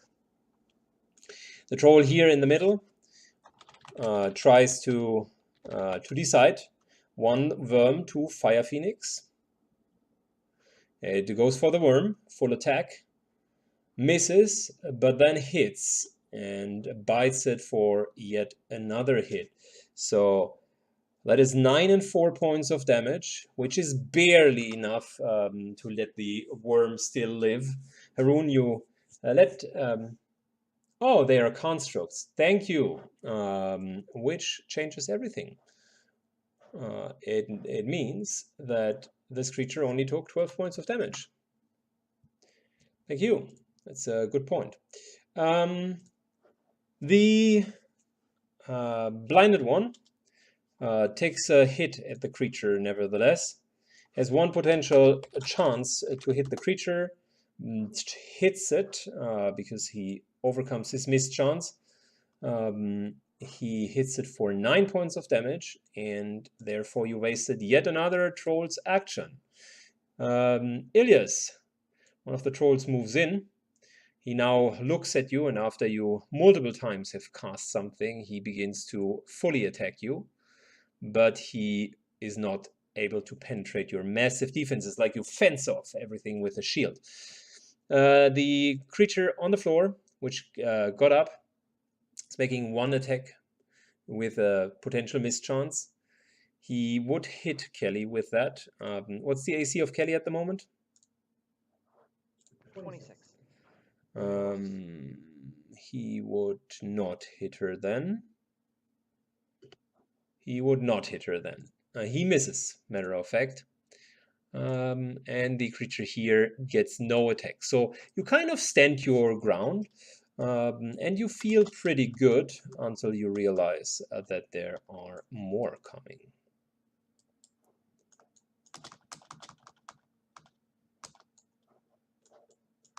Okay. Well, you say that now. Okay is always a matter of momentum. In one moment you can be okay, and in the next you scream like little schoolgirls. Okay, so trolls moved. There is one last troll. Uriel 1, Hippogriff 2, and the award goes to Hippogriff. Clearly, the troll is very annoyed by the creature on top of it and begins to fully unload. Somehow roll 20 is a little bit slow today. It hits and it hits and the first one misses. So it sinks its claws into the hippogriff, dealing overall amount of 15 points of damage. The hippogriff loses parts of its belly. Innards are spilling over the troll, and the troll seems to be clearly happy with what just has happened. It looks up and then almost evilly smiles at you, Uriel. Derek, your turn. All right, quick question. To activate my Chronotorm necklace, what does that come to? As a swift? That's a swift action, yes. How many swift actions can I utilize? You can use one swift action per turn. So then it doesn't make sense to be able to use that and then swift action move. It's not possible in one round. Oh, well, wait a second. There might be a misunderstanding. Yes, you can use it, and as part of the swift action that you need to do, you are moving. Gotcha. Okay, so I am going to swift action. Now, I just want to clarify, how many times do I get to use it, or once per day? Once per day. Perfect. Okay. I am going to use it in this instance, and just curious, can I, for my 20 feet, can I step forward, backward, forward, and backward again as my movement? No, the distance needs to be 20 feet. No, the distance needs to be 20 feet. Gotcha. You can't just Rocky Balboa, force and back, and then. I just wanted to make sure that would have been funny. Okay, so I am going to move right next to my dear Rudy, and say hello to her. Well, I don't have a swift action anyway. Rapid shots. All right, you load in 2 arrows almost at the same time, like one still in your finger, and I got 3. Oh, 3 even. Yeah, you're right. And in a brink second, you look at Rudy. Rudy, you see how Derek is partially walking alongside the wall. This monkey really tries to use the environment to his advantage. And then let's lose a triple of really fast, a volley, a triple of really fast. Can I use the last roll that I made? No, you can I unfortunately not do that. But you can use an inspiration point if you want to reroll that one. I am definitely going to do that. I don't know how to move this to the pile. That is easy. Let me. You double click it, and then you just click on the token itself and drag it into the gaming field. It's not letting me do it, but okay. I will let someone else do that. Only you can do it. So. Oh, you said double click. Double click on the one. Then it should be another window opening, and there you go. And you have drawn it into the entrance, which is fine. There you go. Good. Okay. Please roll again. Fortune smiles upon you as you re-roll. Oh, wow. That's a lot better. That is a lot better indeed. 2 of your arrows hit the creature. I'm within 30 feet, so extra damage as well. Yes, 2 of your arrows hit the creature. And with your rapid shot, the first and the second one deals 22 points of damage with your first arrow. And with your second arrow, you dish out another 21 points of damage, ultimately knocking the creature completely unconscious. Like there's one shot in its mouth, and as it is almost dropping, you hit his skull yet again, and the big creature falls on the ground. And then, as the last part of the action, I say, have fun, Uriel. Pytek, your turn. Your party has just slain one of the trolls, and the other one seems to be almost gone as well. Wow. Well, it's down, right? It just needs a coup de grace, right? Yeah, it needs a coup de grace. Well, since you're there and Salutis there and Rudy is there, I think I'm gonna just sit down and have a cigarette. Well, you can already start with why you came down here, which is effectively starting to tear the place up and destroy skulls, right? No, what I'm gonna do, I'm gonna wait for them and I'm gonna take this opportunity, since they're in a coup de grace, I am going to meditate and get my maneuvers back. Okay. They're gonna finish this thing off. So I'll take the round and get it back. Good. Wonderful. Rudy, your turn. Oh boy, can I still fire over Uriel? You can spitfire anywhere. Like we're talking Scorching Ray? No. Can I still aim over Uriel's head with my wand? Yes. What are you trying to achieve? I'm trying to shoot off. Not anymore. I don't want to use my last. I don't want to use another lightning bolt on this. Oh, okay. I see. You are pretty sure that Uriel is going to like coup de grace it, which would like rip his heart out. Okay. You can still use the lightning wand. It most likely would kill it as well. Or I can start moving in and start helping with. So you're the first one moving in. Basically, double move over here, and Yeah. what really how it works, Rudy, is from next round onwards. Please use a survival-related skill or knowledge religion, whatever is your highest skill, and you can use that in order to start effectively destroying the skulls here. Okay? Okay. Cool. Salutis moves in and begins to do exactly that. He uses his highest skill, which is a 17. So you have a progress of 2. Uriel. Coup de grace from the hippogriff on the troll. Then please go ahead. And so you said what exactly with which attack? I assume the claw. Yeah, the first one. Good, which is 10 damage, and the troll tries to resist that. and does not want to die. Okay. Your turn, Uriel. You deal 8 points of damage to the troll. The troll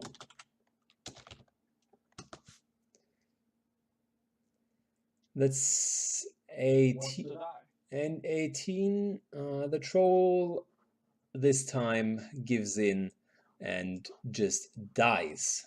You massively claw over the eyes of the troll, and basically ripping out all of his face and then eating it. As a raptor, you enjoy the taste of fresh meat. Fresh meat. Does he regain HP? Well, no. I know. But yeah, Haroon, let's focus at the other side of the combat. Everyone's kind of in a little bit more troublesome situation here. Haroon. I got a quick question. If I throw the slip sand spell,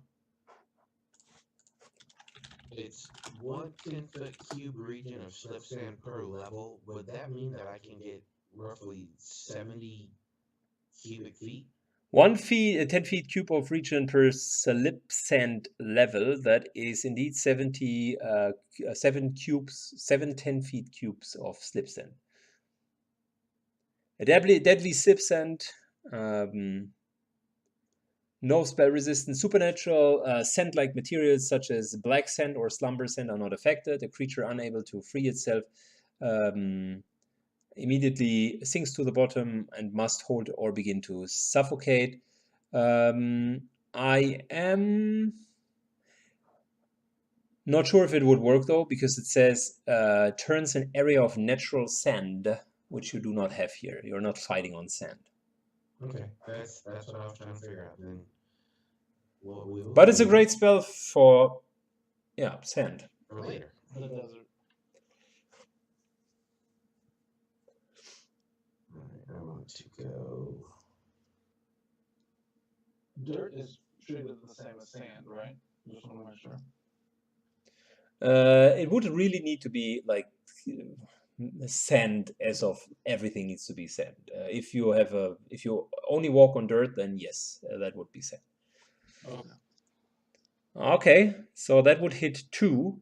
If the big fat spider moves out of the way, you might as well sacrifice your ashworm, or you let the ashworm take a 5-foot step, and then you can take even 3. Probably want something along these lines. Yeah, right? So ashworm will go there, and then we'll do that. All right. Normal one, empowered one. What's normal? I'm just trying to keep their interest. okay? Then another crackling bolt of lightning leaves your hands. Please make an. Oh, nice. So that is 54 points of damage right there, and we do have 3 reflex saves. The middle one takes a penalty for being blind. Doesn't matter for him because he fucked it up as well. So all 3 of them seem to not really understand what is coming for them, and they wait a second. The third one has a +4 bonus because he has partial cover, so he would have made it. The rest of them didn't, so that's 27 points less damage for him, but the remaining 2 take the full 54 points of damage. You see how the creatures are being almost burned to the core. You hit the second 2, like the leather ones, in a sense that their torso is being opened. You can see the spine of one of them, and you are not sure, but you might as well even see the heart of one of them beating. Like it's laying open, and this strong metabolism of the creature just keeps them going like a little Duracell bunny. Good. Dust form Ashen guy moved over here. Do you still want to attack?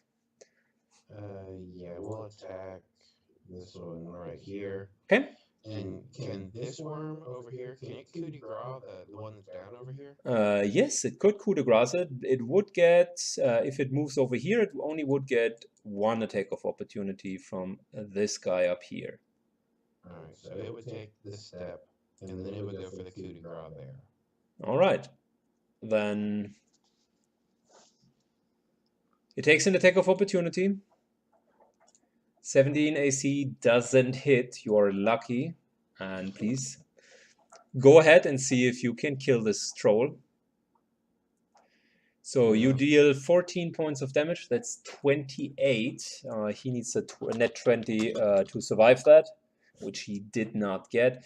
So your Ashen Worm like eats up the face of this creature and just kills it. The second Ashen Worm attacks the troll, hits it, and manages to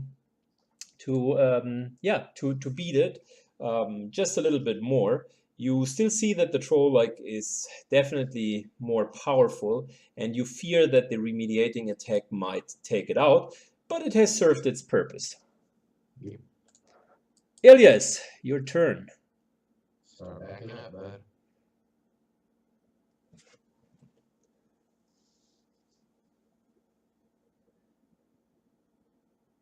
Ilias, can't hear you, in case you are saying something.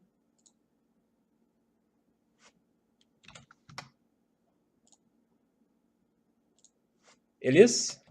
Oh, you're typing something, all right. Well, I can't hear you. If you're speaking, you might be muted or your microphone is just off.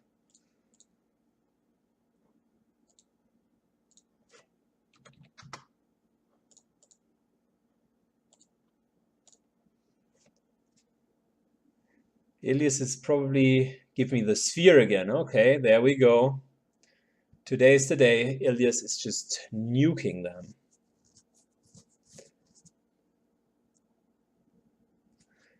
Nice one. All right.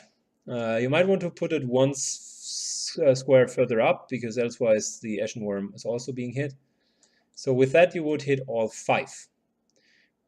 You begin to judge them again. Ilias raises his holy symbol and is like, I haven't learned. Hear the power of Hieronymus again, and you hear this clinging holy sound as you just continue to hammer your message in.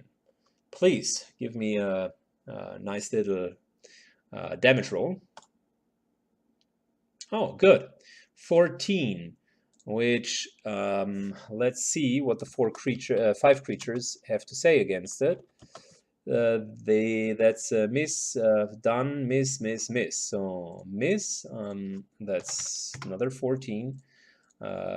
Succeed, that is only 7, which this creature is barely standing on its feet. Then you see another 14 and another 14 and another 14. And basically, a cool part about this is you have blinded 4 of them again. So this time, this guy here is blinded. This guy here is going to be blinded. This guy here is going to be blinded. And his blinding condition will run off. Good job, man. None of them fell, but they are very, very close to falling. Good. Go ahead, move. You see that the creature in front of you, despite being blind, takes a swing at you and misses you horribly. Ah, okay, over there, right? Good.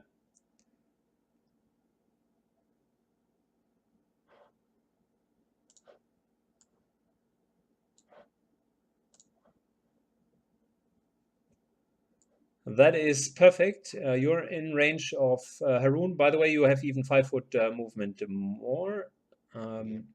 You should have 35. That's 40. That is 35. Should have 45. He's within range of me.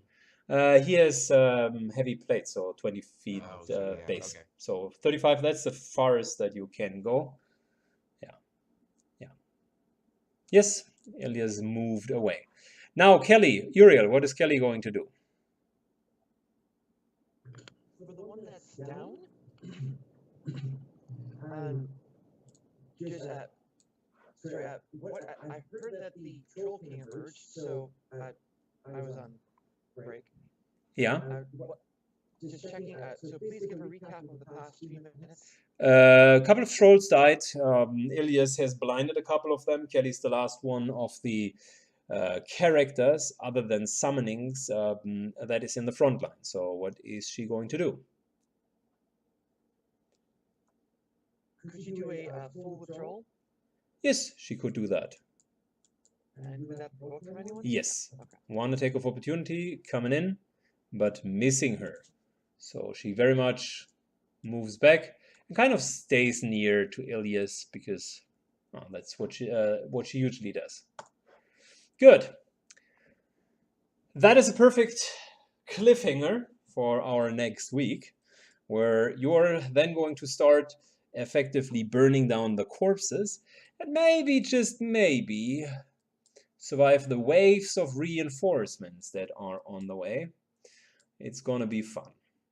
It's going to be fun. Thank you so much for playing. We see each other in exactly 1 week.